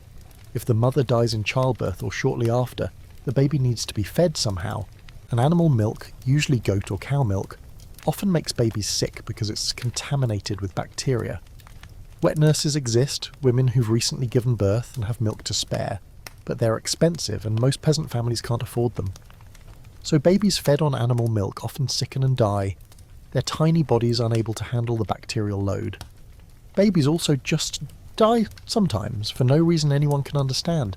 What we now call sudden infant death syndrome, SIDS, was just as mysterious then as it sometimes is now, though far more common due to unsafe sleeping arrangements. A baby goes to sleep and simply doesn't wake up. There's no explanation, no warning. One moment they're alive, the next they're not. Parents blame themselves, blame evil spirits, blame God's will, but really, it's just one more way that life in the medieval period finds to take the vulnerable. If a baby survives infancy, they face a childhood that's short and brutal. There's no concept of childhood as a protected time of play and learning. Children are economic assets, small workers who contribute to the family's survival as soon as they are able. By age 5 or 6, children are doing light chores, gathering firewood, fetching water, watching younger siblings, feeding animals. By age 7 or 8, they're working in the fields alongside adults, their small hands helping with planting and harvesting. By age 10 or 12, they're doing adult work, their bodies pushed to perform labour they're not developed enough to handle safely. This is why children in medieval art often look like tiny adults. It's not because medieval artists couldn't draw children properly, it's because medieval children essentially were tiny adults, dressed like adults, working like adults, expected to behave like adults. The concept of childhood as a special time didn't exist. You were a baby, and then you were a worker, with maybe a year or two of transition in between. Education? Forget it. Unless you're born into the nobility or destined for the church, you'll never learn to read or write. Literacy is for the elite, for the clergy, for the people who make decisions and keep records. Peasants don't need to read. They need to know how to plough fields, how to plant seeds, how to harvest crops, how to butcher animals, how to survive. These skills are taught through watching and doing, passed down from parent to child in an unbroken chain stretching back generations. So you grow up illiterate, innumerate beyond basic counting, ignorant of history, science, geography, anything beyond your immediate village and the surrounding few miles. Your world is incredibly small. Most peasants never travel more than 10 or 20 miles from their birthplace in their entire lives. The next village over might as well be a foreign country. The nearest city, if there is one, is a mythical place you've heard about, but will likely never see. This isolation breeds superstition. Without education, without books, without any way to verify information, people believe what they're told and what seems to make sense based on limited observation. They believe in witches, in demons, in fairies, in curses. They believe that diseases are caused by bad air or divine punishment. They believe that the position of the stars determines their fate. They believe that certain words or gestures can protect them from evil or bring good fortune. The church does nothing to discourage this superstition. In fact, it often encourages it, because superstitious people are easier to control. The church tells you that your suffering is because of your sins, that you need to pray more, give more tithes, attend more services. The church tells you that the wealthy and powerful are ordained by God, that the social order is divinely mandated, that questioning your place in the world is questioning God himself. And you believe it, because everyone around you believes it, because it's all you've ever known, because imagining an alternative is literally impossible with your limited knowledge and experience. This is just how the world is. The Lord owns the land, the church owns your soul, you own nothing, not even your own time. You're a serf bound to the land, required by law to work your Lord's fields before your own, to pay taxes in labour and goods, to ask permission to marry, to move, to do anything beyond the basic functions of survival. Serfdom is slavery with extra steps. You're not technically owned like a slave, but you can't leave. You're tied to the land, and if the land is sold, you go with it, transferred like property from one owner to another. Your children inherit your status. There's no way out, no social mobility, no hope of a better life. You were born a serf, you'll die a serf, and that's that. Unless, of course, you die from one of the many diseases that ravage medieval populations. We've talked about infections from injuries, but there are so many other ways disease can kill you. There's leprosy, a bacterial infection that causes hideous deformities and leads to social ostracism. Lepers are forced to live outside villages, to ring bells, to warn people of their approach, to beg for food. The disease slowly destroys their bodies over years or decades, rotting away fingers, toes, noses, faces, until they're barely recognisable as human. There's tuberculosis, which slowly consumes the lungs, causing a wasting disease where people cough blood and waste away over months or years. There's dysentery, which causes bloody diarrhoea and kills through dehydration. There's typhoid fever, which causes high fever, delirium and death in a significant percentage of cases. There's smallpox, which leaves survivors scarred and sometimes blind. There's measles, which kills many children and some adults. And then there's the big one, the disease that's about to change everything, though you don't know it yet. The plague, Yersinia pestis, the Black Death. It's already spreading through Asia, carried by rats and their fleas, moving along trade routes, getting closer to Europe every day. It will arrive in 1347 or 1348, depending on the region, and when it does, it will kill between 1/3 and 1/2 of Europe's entire population in just a few years. The plague comes in several forms, but the most common is bubonic plague, characterized by swollen, painful lymph nodes called buboes, usually in the groin, armpits or neck. The buboes can grow to the size of apples, black or purple, filled with pus and blood. They're agonizingly painful. Victims also develop fever, chills, vomiting, diarrhea, and terrible body aches. Most people die within a week of symptoms appearing. Some die in days. A few survive, but they're rare. There's also pneumonic plague, which affects the lungs and is even more deadly. Victims cough up blood, struggle to breathe, and usually die within 2 or 3 days. This form is also highly contagious through respiratory droplets, which means it spreads faster than bubonic plague. And then there's septicemic plague, where the bacteria invade the bloodstream directly. This form kills so quickly that buboes don't even have time to develop. Victims might seem healthy in the morning and be dead by evening, their extremities turning black from gangrene, hence the name Black Death. When the plague arrives, medieval society will essentially collapse. So many people die so quickly that there aren't enough living to bury the dead. Bodies pile up in the streets, entire villages are abandoned, trade stops, agriculture fails because there's no one to work the fields. The church, which has been the ultimate authority on everything, is revealed as powerless. Priests die just as readily as peasants, their prayers and blessings doing nothing to stop the disease. Faith is shaken. The social order is disrupted. Surviving peasants suddenly have leverage because labour is scarce, and they can demand better conditions from lords who are desperate for workers. But all of that is in the future. Right now, in your present moment of 1347, you don't know what's coming. You're just trying to survive today and tomorrow, and the day after that, each one the same grinding struggle against hunger, disease, exhaustion, and pain. Let's talk about the social structure you exist within, because it's important to understand just how trapped you really are. At the very top of society is the king, ordained by God supposedly, wielding absolute power. Below him are the great nobles, dukes and earls and counts who control vast territories. Below them are lesser nobles, barons and knights who hold smaller estates.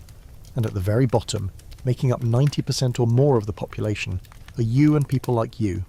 Peasants, serfs, the workers who produce everything but own nothing. This hierarchy is called feudalism, and it's based on a simple principle. Everyone owes service to whoever is above them in exchange for protection and the right to exist. The king grants land to the great nobles in exchange for their military service and political support. The great nobles grant portions of their land to lesser nobles in exchange for the same. The lesser nobles allow peasants to work the land in exchange for labour and a share of everything produced. You owe your lord a staggering amount. You must work his land before working your own. During harvest, when every day matters, you're required to bring in your lord's crops first, even if it means your own crops rot in the field. You must pay taxes in grain, animals, vegetables, whatever you produce. You must pay a tax when you marry, when your children marry, when you inherit anything. You must pay to use the Lord's mill to grind your grain, the Lord's oven to bake your bread, the Lord's wine press to make your wine. Everything has a fee attached, and you can't simply refuse these obligations. If you don't pay, if you don't work the required days on your Lord's land, you can be fined, punished, even thrown off the land, which means homelessness and starvation because there's nowhere else to go. All land belongs to someone. There's no frontier, no unclaimed territory where you could start over. You're stuck. Your lord lives in a manner you can barely imagine. While you're in your one-room hovel with your dirt floor and your smoking fire, he's in a stone manor or castle with multiple rooms, actual furniture, glass windows, and servants to attend to his every need. While you're eating pottage and hard bread, he's eating roasted meats, fresh bread made from wheat flour, fruits, spices, wine. While you're wearing the same threadbare tunic day after day, he has multiple outfits made from fine wool or even silk, with furs for warmth in winter. But here's the thing that might surprise you. Even the nobility isn't living in comfort by modern standards. Yes, they have stone buildings, but stone is cold. It holds the chill in winter and offers only marginal improvement over wattle and daub. Their castles are draughty, dark, damp places filled with smoke from fireplaces that don't draw well. They have glass windows, but glass in this era is expensive and poor quality, barely translucent, letting in only dim light. Their furniture consists of hard wooden benches and tables, chests for storage, and beds that are better than yours, but still stuffed with straw or feathers that harbour the same fleas and bedbugs. Their clothing is finer but still rarely washed. still made from materials that don't breathe well, still uncomfortable by modern standards. They bathe more often than peasants, perhaps, but not by much, and they still believe that too much bathing is dangerous. They suffer from many of the same diseases. Their children die in infancy at rates that are only somewhat lower than peasant children. Their women die in childbirth. Their teeth rot. Their bodies age prematurely from the stress of medieval life, even with better nutrition. The gap between noble and peasant is significant, but it's not as vast as you might imagine. Everyone is suffering, just to different degrees. And nobles have their own problems that you don't face. They're constantly involved in political intrigues, their lives dependent on maintaining favour with their superiors, on making the right alliances, on avoiding the wrong enemies. They can lose everything if they back the wrong faction in a dispute, if they are accused of treason, if the political winds shift. They're often sent to war, which means potential death or maiming in battle. They face assassination attempts, poisoning, betrayal. Their lives are longer than yours on average, but they're not safe, not secure, not truly comfortable. The church exists as a parallel power structure. The clergy, from the pope at the top down to your village priest at the bottom, wield enormous influence. They control not just spiritual matters, but also education, literacy, record-keeping, and significant amounts of wealth. The church owns land, receives tithes, and operates as both a religious and economic institution.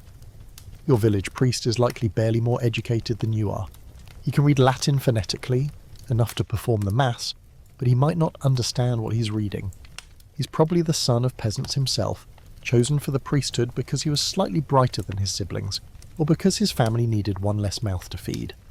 He lives better than you do, with a slightly larger house and more reliable food, but he's still part of your community, subject to the same diseases, the same harsh weather, the same general misery.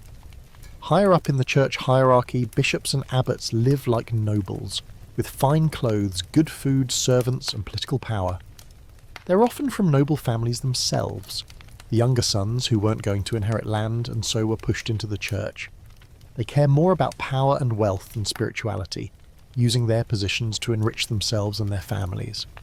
The Pope, sitting in Rome or sometimes Avignon, is essentially a monarch, commanding armies, making treaties, playing politics with kings and emperors. The church has become so worldly, so corrupt, that it's almost unrecognisable from the humble origins of Christianity. But you don't know this. You see the church as God's representative on earth, the only path to salvation, the only thing standing between you and eternal damnation. And the church makes sure you never forget that. Every aspect of your life is structured around religious observance. Your week is measured by Sundays, the day you're required to attend Mass instead of working in the fields. Your year is punctuated by holy days, feast days commemorating various saints, days when you're also required to attend church and refrain from work. There are so many holy days that they actually represent a significant portion of the year, perhaps 80 or 90 days when work is forbidden. You might think this means you get a break, but holy days aren't holidays in the modern sense. They are days for religious observance, for fasting, for prayer. You're expected to spend these days at church or in contemplation, not resting or enjoying yourself. Enjoying yourself is actually somewhat suspicious. Too much laughter, too much pleasure. These things are seen as potentially sinful, as indulgences that distract from the proper focus on God and the afterlife. Because everything in your world is oriented toward the afterlife. This life, you're told constantly, is just a test. Your suffering here on earth is preparation for paradise, assuming you're good enough, pious enough, obedient enough. The worse your life is, the more you suffer, the greater your reward in heaven. This is what the church tells you, and it's convenient for the nobles and clergy, because it means you're less likely to rebel against your circumstances. Why fight for a better life here when eternal paradise awaits? Of course, there's also hell.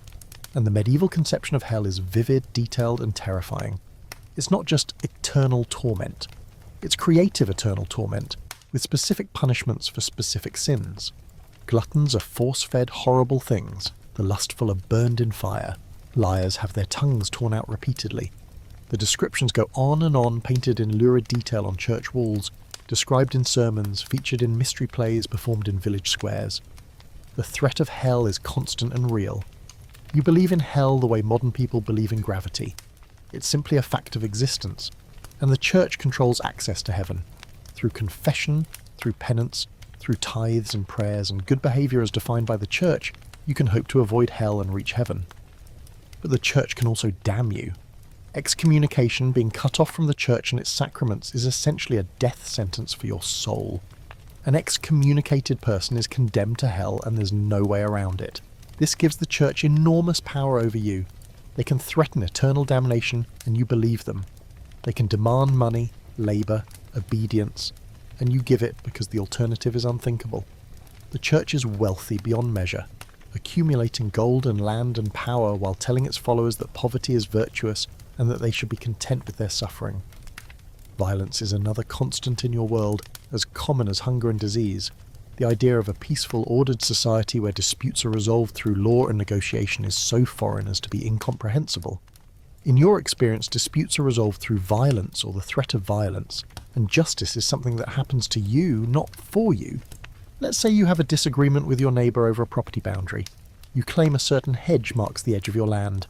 He claims it's actually 2 feet further into what you consider yours. Words are exchanged, voices are raised, tempers flare. Before you know it, someone has thrown a punch. The fight is sudden and brutal. 2 men grappling in the mud, throwing wild punches, kicking, biting, anything to win. Other villagers gather around, some trying to separate you, others just watching, treating it as entertainment.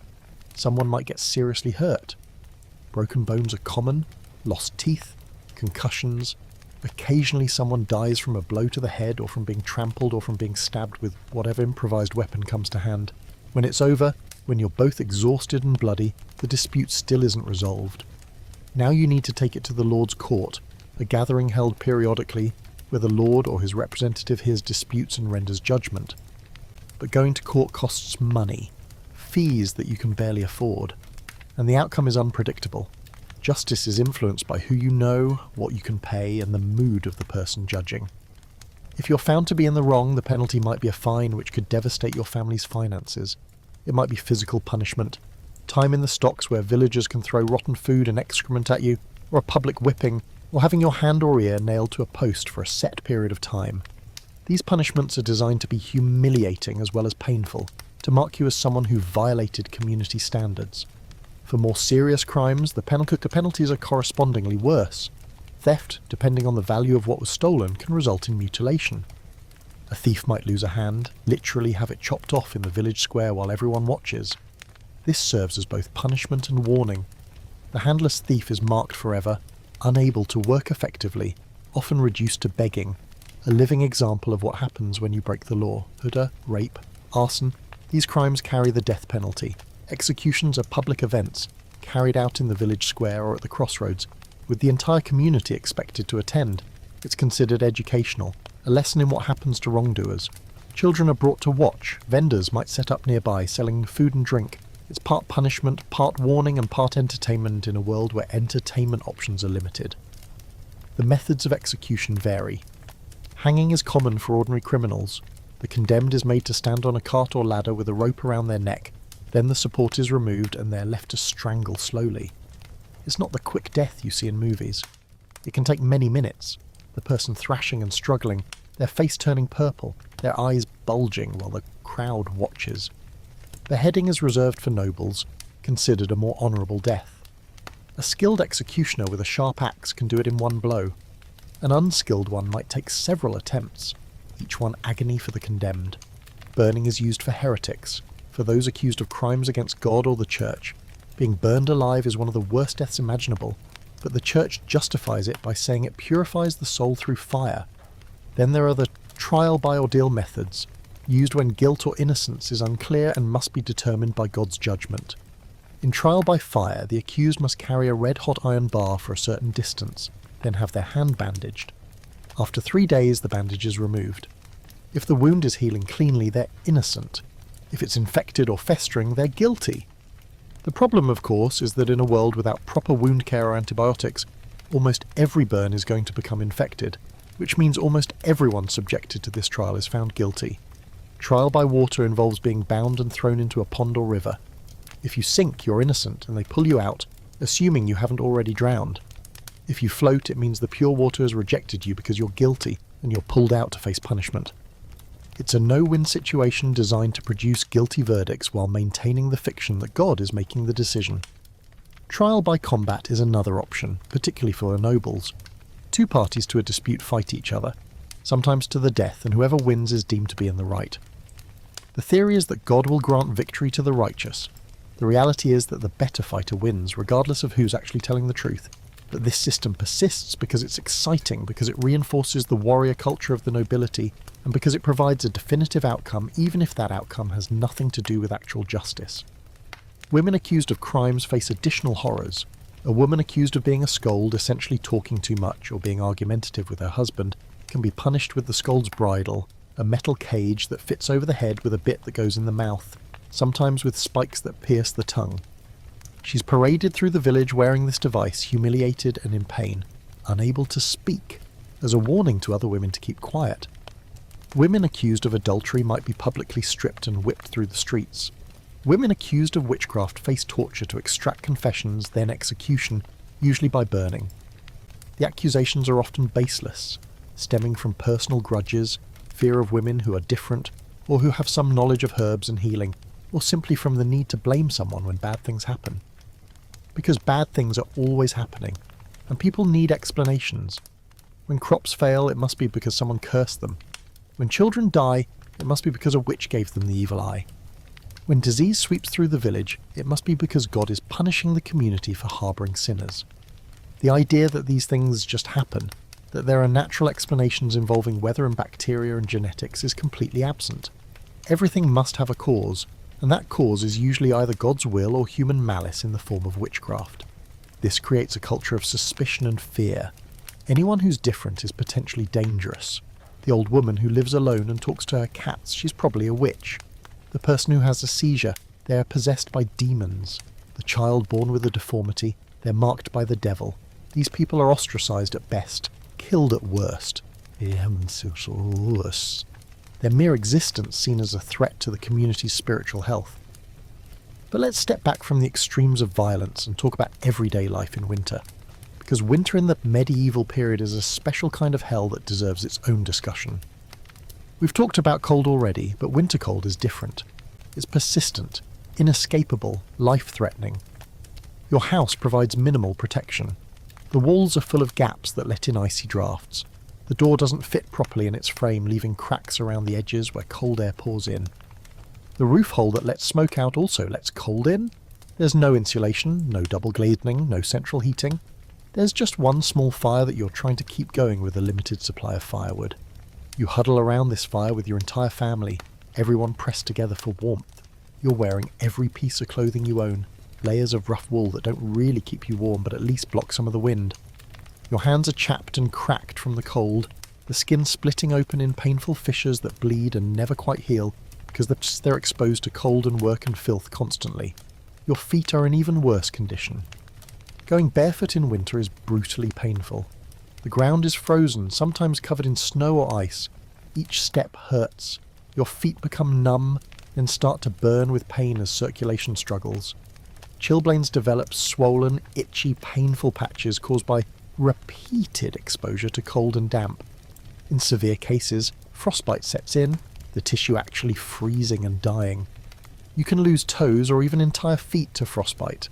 And without those extremities, your ability to work is compromised, which means your ability to survive is compromised. Food is scarce in winter. By February or March, you've eaten through most of the harvest from the previous autumn. What remains is the bottom of the barrel, literally. The grain is stale, probably mouldy. The preserved vegetables have gone soft and unappetizing. Any meat you manage to preserve is rancid, the fat turned yellow and smelling off. You eat it anyway because the alternative is starving. This is the starving time, late winter into early spring, when food runs out before new crops come in. People lose weight dramatically. Children's bellies swell from malnutrition, a paradoxical effect of protein deficiency. Adults become skeletal, their bodies consuming their own muscle for energy. Weakness sets in. People lack the energy for the work that needs to be done, which means work gets done poorly or not at all, which means next year might be even worse. Disease thrives in winter. The cold weakens immune systems. The close quarters where everyone huddles for warmth allow illnesses to spread rapidly. Respiratory infections sweep through villages, killing the very young, the very old, and anyone whose body is already weakened by malnutrition or chronic conditions. Pneumonia is a common killer. Influenza, though not called that yet, comes in waves, sometimes mild, sometimes devastating, and there's nothing to do about it except endure. You can't go to a warm house, there are no warm houses. You can't eat nutritious food to build up your strength. There isn't any. You can't take medicine, it doesn't exist. You just have to make it through to spring and hope you're one of the ones who survives. Spring, when it finally comes, brings its own challenges. The fields are muddy, difficult to work.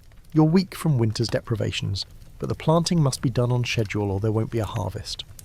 So you push your exhausted body back into hard labour, even though you haven't recovered from winter, even though you're malnourished and sick.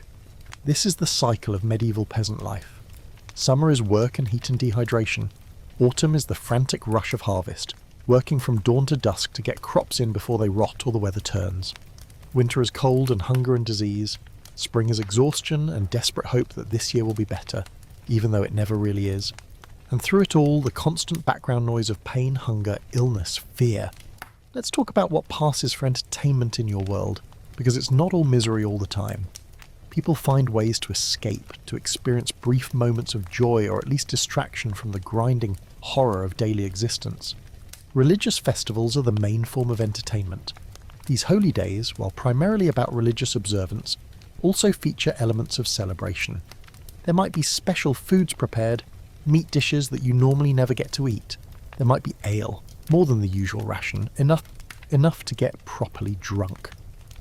There might be music, someone playing a simple instrument like a pipe or drum and people dancing in the village square. The dancing is nothing like modern dancing. It's more like collective jumping and stomping, everyone moving together in patterns that have been passed down through generations, that probably have pagan origins that the church has half-heartedly Christianized. The music is simple, repetitive, hypnotic. In these moments, fueled by alcohol and communal energy, you forget for a while how much everything hurts. There are also mystery plays, religious dramas performed by local people that tell Bible stories or tales of saints. These are the closest thing to theatre that you'll ever experience. The acting is crude, the costumes made from whatever materials are available, but it's visual, exciting, a break from routine. The play might depict the creation of the world, or Noah's Ark, or the crucifixion, or a saint performing miracles. The performers are your neighbours, people you know, but for a few hours they're transformed into biblical figures, and you're transported out of your mundane existence into a world of miracles and meaning. Then there are the secular entertainments, the ones the church doesn't quite approve of but tolerates because people need some outlet. There's gambling, games of dice played in taverns or behind buildings, with men betting pennies they can't afford to lose, the thrill of the game worth the risk. There's wrestling and boxing, informal contests that break out at markets or on festival days. Young men proving their strength and toughness, sometimes winning small prizes, more often just winning bragging rights and bruises. There are bawdy songs and stories, ribald humour that would seem crude and offensive to modern sensibilities, but that provides relief through laughter. Sex is one of the few pleasures available that doesn't cost anything, and while the church preaches that sex should be only for procreation within marriage, people are people, and there's a lot of extramarital activity that everyone knows about and mostly ignores as long as it's not too flagrant. Taverns are gathering places where men, mostly men though women go too sometimes, can drink ale, socialise, complain about their lords and their lives, play games, sing songs and generally blow off steam. The ale is weak and the tavern is just another smoky, dirty building. But it's a space separate from work and home, a space where you can be something other than a tired labourer for a few hours. Markets are another form of entertainment, though they're primarily economic. Once a week or once a month, depending on the size of your village, traders come with goods from other areas. This is where you might see things you could never afford. Fine cloth, spices, tools made by skilled craftsmen, even exotic items from distant lands. Just looking as a kind of escape, imagining what it would be like to own such things, to live a life where you could choose what to eat or wear, rather than making do with whatever you can produce or barter for. The market is also where news arrives. Traders bring stories from other villages, other regions. You learn about wars, about political changes, about disasters that have befallen distant places. These stories are often exaggerated or distorted by multiple retellings, but they're your only window into the wider world. They remind you that your village isn't everything, that there are other places and other people, even if you'll never see them. Occasionally, truly exotic entertainment arrives, travelling performers, jugglers and acrobats and musicians who move from town to town. They perform in the village square, and everyone gathers to watch. These performers have skills that seem almost magical to you, juggling multiple objects, doing flips and handstands, playing instruments with real proficiency, singing songs from distant places. You might throw them a penny if you have one, or offer them food and shelter for the night. In exchange, they bring wonder, proof that there are people in the world who don't spend every waking hour in back-breaking labour. But these moments of entertainment are brief, scattered throughout a year that's mostly work. And even during festivals, even while dancing or watching a play, part of your mind is always on practical concerns. The crops, the weather, the next meal, the pain in your back, the cough that won't go away, the debt you owe, the work waiting tomorrow. You can never fully escape, can never fully relax, because survival requires constant vigilance.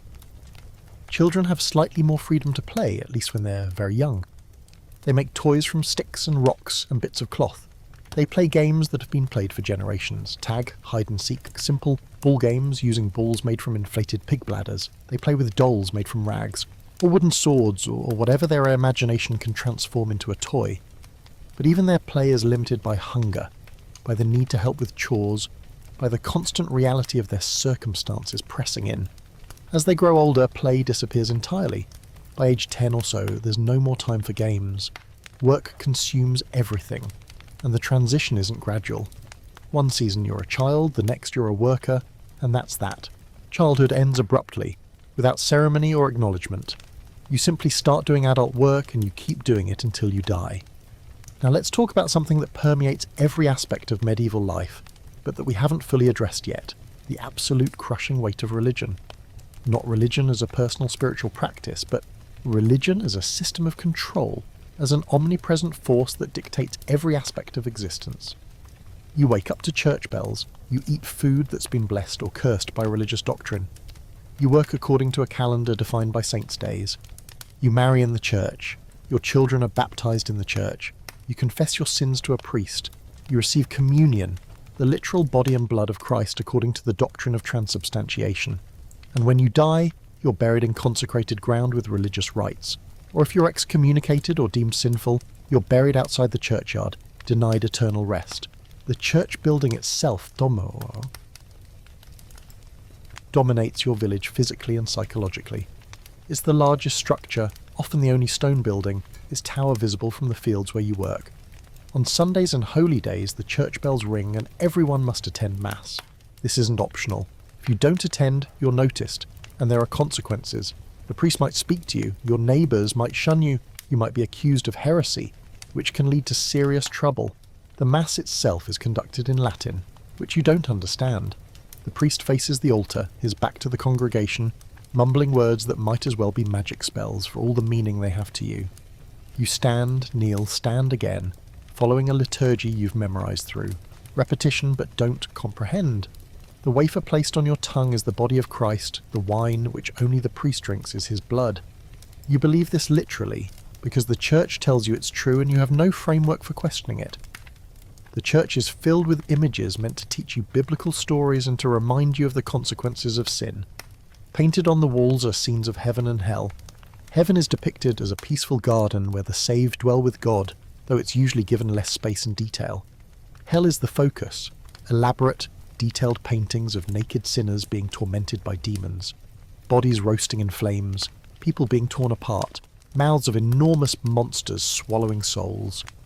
The message is clear and constant: obey, or this is your fate. Sermons reinforce this message. The priest, speaking in the local language now so you can understand, tells you that your suffering is God's will, that your poverty is actually a blessing because the poor are closer to heaven, that the rich and powerful are ordained by God and must be obeyed, that questioning the social order is questioning God's plan, that your duty is to work, to obey, to accept, to endure.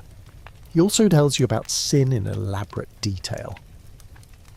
There are the 7 deadly sins: pride, greed, wrath, envy, lust, gluttony, and sloth. Every aspect of human nature, every desire, every emotion that might lead you to question your lot or seek something better is classified as sinful. Wanting more food when you're hungry, that's gluttony. Feeling angry at your lord for taking most of what you produce, that's wrath. Wishing you had what your neighbour has, that's envy. Sexual desire, even for your own spouse, is lust unless it's strictly for procreation. The concept of original sin hangs over everything. You're born sinful, tainted by Adam and Eve's disobedience in the Garden of Eden. This sin is inherited, passed down through generations, staining every soul. Baptism washes away original sin, supposedly, but you immediately start accumulating new sins just by being human. The only way to cleanse these sins is through confession, penance, and the sacraments. Confession is terrifying and humiliating. You must kneel before the priest and tell him every sin you've committed since your last confession. He's the village priest, someone you see every day, someone who knows your family, and now you're telling him your darkest thoughts and actions. You confess to impure thoughts, to small thefts, to moments of anger, or pride, to whatever sins you think you've committed. The priest assigns penance, prayers to recite, acts to perform, sometimes physical punishments like kneeling on stone for hours or fasting for days. The fear of dying without confession, without receiving last rites, is overwhelming. If you die in a state of sin, your soul goes to hell. Not purgatory, where you might eventually be purified, but straight to eternal damnation. This fear drives people to confess even when they are not particularly sorry, to perform penances they don't understand, to live in constant anxiety about the state of their souls. And the Church benefits enormously from this system. Tithes, 1/10 of everything you produce, go to the Church. This is in addition to what you owe your Lord. So you're giving away 20% or more of everything you grow, raise, or make, leaving barely enough to survive on. But you pay because the alternative is excommunication, spiritual death, eternal damnation. The Church also profits from indulgences, payments that supposedly reduce your time in purgatory. Need to speed up your deceased mother's journey through purgatory to heaven? Pay the Church. Want to reduce the penalty for your sins? Pay the Church. It's a system that extracts wealth from people who have almost nothing, promising spiritual benefits that can't be verified or measured. Pilgrimages are another aspect of religious life, though few peasants can afford them. Wealthy people, or those desperate for healing or forgiveness, travel to holy sites, Santiago de Compostela, Canterbury, Rome, Jerusalem. These journeys are dangerous, expensive, and time-consuming, but they promise great spiritual rewards. The sick hope for miraculous healing. Sinners hope for forgiveness. Everyone hopes to see something beyond their normal, miserable existence. For those who can't afford long pilgrimages, there are local shrines, places where a saint supposedly performed a miracle, or where a holy relic is kept. A relic might be a bone from a saint, a piece of cloth touched by a holy person, a thorn supposedly from Christ's crown.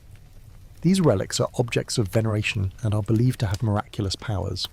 People pray to them, touch them, hope that some of their holiness will transfer. The cult of saints is enormous in medieval Christianity. Saints are intermediaries between you and God, each one specialising in different problems. Saint Anthony finds lost things, Saint Apollonia helps with toothaches, Saint Christopher protects travellers, Saint Margaret helps women in childbirth. You pray to the appropriate saint for your particular problem, hoping they'll intercede with God on your behalf. This proliferation of saints, each with their own feast day, their own special powers, their own shrines and relics, starts to feel less like monotheism and more like polytheism. And in fact, many of these saints are Christianized versions of older pagan gods, their worship continuing in a new form that the Church has appropriated and sanctioned.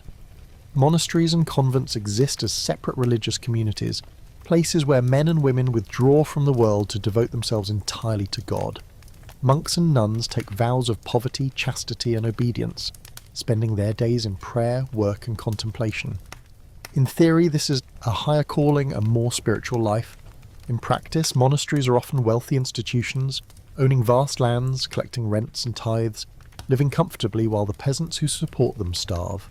Some monasteries are genuinely spiritual places where monks live simple lives and focus on prayer. Others are essentially resorts for younger sons of nobility, places where they can live comfortably without having to fight or work, spending their days copying manuscripts, brewing beer, and engaging in the kind of scholarly pursuits that the nobility values. The gap between monastic ideals and reality is often vast. Nuns face even stricter rules than monks. They are enclosed, meaning they're not allowed to leave the convent grounds. Their lives are regulated down to the smallest detail: when to pray, when to eat, when to sleep, what to wear, how to speak. They take vows of silence in many orders, communicating only through gestures. Their existence is one of complete submission, complete denial of self, supposedly in service to God, but often feeling more like imprisonment. For women who don't want to marry or who can't find husbands, the convent offers one of the few alternatives. But entry requires a dowry, just like marriage, so it's not available to poor women, and once you enter, you can't leave. Your vows are for life. Women who try to escape convents are hunted down and punished, returned to their cells, sometimes beaten or placed in solitary confinement. The Church's attitude toward women in general is deeply misogynistic. Women are blamed for original sin. Eve tempted Adam, and all women carry that stain. Women are considered spiritually weaker, more susceptible to sin and particularly sexual sin. They're viewed as temptations, their bodies dangerous to men's souls. This justifies controlling women, limiting their freedom, treating them as property of their fathers and then their husbands. A woman's virtue is her most valuable asset, and virtue means virginity before marriage and absolute fidelity after. A woman who loses her virginity outside marriage is ruined, her value destroyed. A married woman suspected of adultery faces public shaming, physical punishment, even death. Meanwhile, men face far less severe consequences for the same behaviour. Sexual double standards are enshrined in law and reinforced by religion. But let's move away from religion for a moment and talk about the natural world you inhabit, because the medieval relationship with nature is complicated and often terrifying. The forest is both resource and threat. It provides firewood, game, nuts, berries, medicinal plants, but it's also dangerous. Wolves roam the forests, and while they mostly avoid humans, a hungry pack will attack livestock and occasionally people, especially children. Bears exist in some regions, massive and dangerous. Wild boars are common and aggressive, capable of goring a person with their tusks.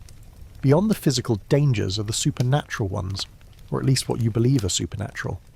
The forest is where witches gather to perform dark rituals. It's where demons and evil spirits dwell. It's where you might encounter a fairy or elf, beings who seem benign but can curse you or steal you away to their realm. Every strange sound, every unexplained light, every feeling of being watched confirms your belief that the forest is haunted. So you approach the forest with caution, crossing yourself before entering, carrying charms for protection, never going too deep or staying too long. The fear is real, palpable. Even gathering firewood, a necessary chore, is tinged with anxiety. You keep alert, listening for sounds that might indicate danger, natural or supernatural. Rivers and streams are essential for water but also treacherous. They flood unpredictably, washing away crops, animals, sometimes entire houses. They drown the unwary. Children playing too close to the banks slip in and are swept away. Adults crossing at fords misjudge the depth or current and are carried downstream. Bodies are found days later, bloated and partially eaten by fish. The sea, if you live near enough to see it, is even more frightening. It's vast, incomprehensible, full of monsters according to the stories. Ships that sail out sometimes don't return, lost to storms or sea creatures or the edge of the world, because yes, many people still believe the world is flat, that if you sail too far, you'll fall off the edge into an abyss. The sky itself is a source of wonder and fear. Storms bring lightning, which can strike people dead, burn down houses, split trees. Thunder is the sound of God's anger or demons fighting in the clouds, depending on who you ask. Strange phenomena like comets or eclipses are portents, signs of coming disasters. A comet appeared in 1066 before the Norman conquest, and now people watch the sky anxiously, interpreting every unusual sight as a message from God or a warning of calamity. Earthquakes, though less common in most of Europe, are terrifying when they occur. The ground shaking under your feet challenges every assumption about the stability of the world. Buildings collapse. The earth splits open. It feels like the end times, like God is literally tearing the world apart. Animals are part of your daily life, but they're not pets in the modern sense. Dogs are working animals, used for hunting or herding or guarding. They're not well fed or cared for with veterinary attention. They're often mange-ridden, aggressive, half-wild creatures that happen to live near humans and perform useful functions. Cats are tolerated because they kill rodents, but they're also associated with witchcraft. especially black cats. A cat crossing your path is bad luck. A cat staring at you might be a witch's familiar spying for its mistress. Livestock, your cows or pigs or chickens, represent wealth and are treated accordingly. They're valuable property, not companions. You might name them, might even feel some affection for them, but you'll also slaughter and eat them when necessary without much sentiment. Emotional attachment to animals is a luxury you can't afford. Horses are for the wealthy. A peasant might see a horse when the Lord rides through, or pulling a nobleman's cart, but owning a horse is beyond your means. Oxen are more common as working animals, slower but stronger, capable of pulling ploughs and heavy loads. But even owning an ox is a mark of relative prosperity that most peasants don't achieve.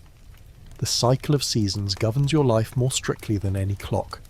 You plant in spring when the ground thaws and softens. You tend the growing crops through summer, weeding, watering when possible, praying for the right amount of rain. You harvest in autumn, working frantically to get everything in before the weather turns. You survive through winter on what you've stored, hoping it's enough. This cycle has been the same for generations, for centuries, for as long as anyone can remember. Your great-grandparents lived this way. Your great-grandchildren will live this way. The idea of progress, of improvement, of things getting better, doesn't exist. History is not a march forward but an eternal present, maybe even a decline from a mythical past when things were better, though no one can quite say when that was.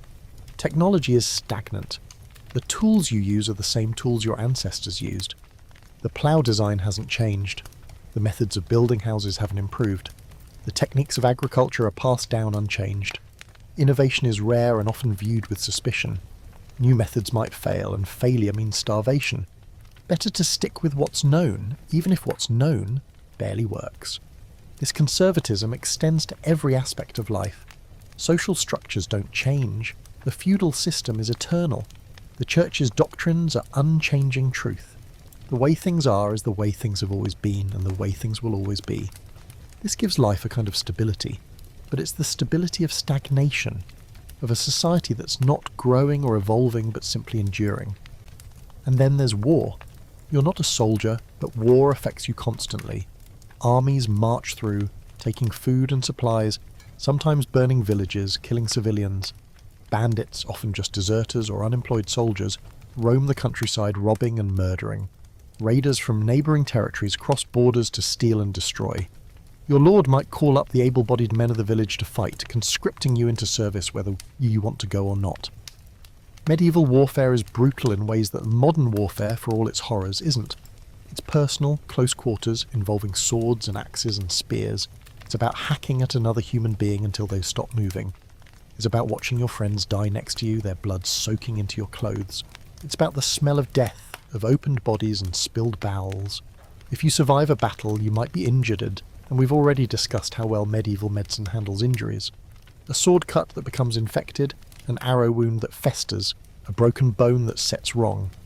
These injuries can cripple you for life or kill you slowly through infection and disease. And if you're captured, your fate depends on whether you're worth ransoming. Nobles captured in battle are held for ransom, treated relatively well because they're valuable. Peasants have no ransom value. Captured peasant soldiers might be killed outright, or enslaved or mutilated as a warning to others. The rules of chivalry that supposedly govern noble combat don't apply to you. You're expendable, disposable, worth less than the armour on a knight's back. War also means higher taxes. Your lord needs money to pay soldiers, to buy equipment, to fund campaigns. So the taxes increase, taking even more of your production, leaving even less for you to survive on. War years are hunger years, when men are taken from the fields to fight, when crops are destroyed or confiscated, when commerce stops and goods become scarce. Peace, when it comes, is often just an absence of open warfare rather than a true cessation of violence. Banditry continues. Local feuds simmer. The threat of violence is always present, a background radiation of danger that you navigate every day. You avoid the wrong roads. You travel in groups when possible. You stay alert. You never fully relax, because safety is an illusion. Let's turn now to something we haven't fully explored. What happens when you get old, assuming you're lucky or unlucky enough to reach old age? In the medieval period, old age begins around 40. If you make it to 50, you're ancient. 60 is almost unheard of. 70 is the stuff of legend. Your body, already damaged by decades of hard labour, poor nutrition and disease, begins to truly break down. Your spine, compressed by years of bending and lifting, curves you forward into a permanent stoop. Your joints, worn out and arthritic, swell and stiffen. Your hands become gnarled claws, the fingers no longer straightening fully, pain radiating from every knuckle. Your knees refuse to bend properly, making every step an ordeal. Your teeth, what's left of them, are mostly gone. The few remaining are blackened stumps, useless for chewing. You gum your food now, eating only soft things, your diet even more limited than it was before. Your digestion, never good, becomes worse.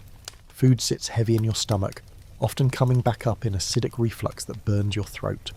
Your eyesight fades. The world becomes blurry at the edges, then everywhere. You can't see details, can't read even if you knew how. You stumble over things you don't see, walk into walls, spill food because you can't judge distances properly. Eventually you might go blind completely, your world reduced to shadows and shapes, dependent on others for everything. Your hearing goes too. Conversations become muffled, indistinct. You constantly ask people to repeat themselves, which makes them frustrated, which makes you isolated. You stop trying to participate in conversations, just nodding along, pretending to understand while actually hearing only fragments. Your mind, that's perhaps the worst part. Your memory becomes unreliable. You forget things that happened yesterday, while remembering events from your childhood with perfect clarity. You repeat yourself, telling the same stories over and over, not realizing you've told them before. Sometimes you forget where you are, who people are, what year it is. You slip in and out of confusion, and in your clear moments, you're aware of your decline, aware that you're losing yourself piece by piece. Your family, if you still have one, views you as a burden. You can't work anymore, can't contribute, but you still need to eat, still take up space. There's no retirement, no pension, no social safety net. You survive on the charity of your children if they can spare it, and that's not guaranteed. Some elderly people are simply abandoned, left to beg or starve. Others are given minimal care, a corner to sleep in, scraps of food tolerated rather than cared for. You're dying slowly, your body shutting down system by system. You probably have a chronic cough by now, your lungs full of fluid or scarred by decades of smoke inhalation. You might have growths, tumours that you can feel under your skin or bulging from your body. Growing larger are probably cancer, though no one knows that word. You might have sores that won't heal, your body's ability to repair itself exhausted. The pain is constant now, not just during exertion, but all the time. Your bones ache, your muscles spasm, your head pounds, your stomach cramps. There's no relief, no medication strong enough to help. You just endure day after day waiting for death.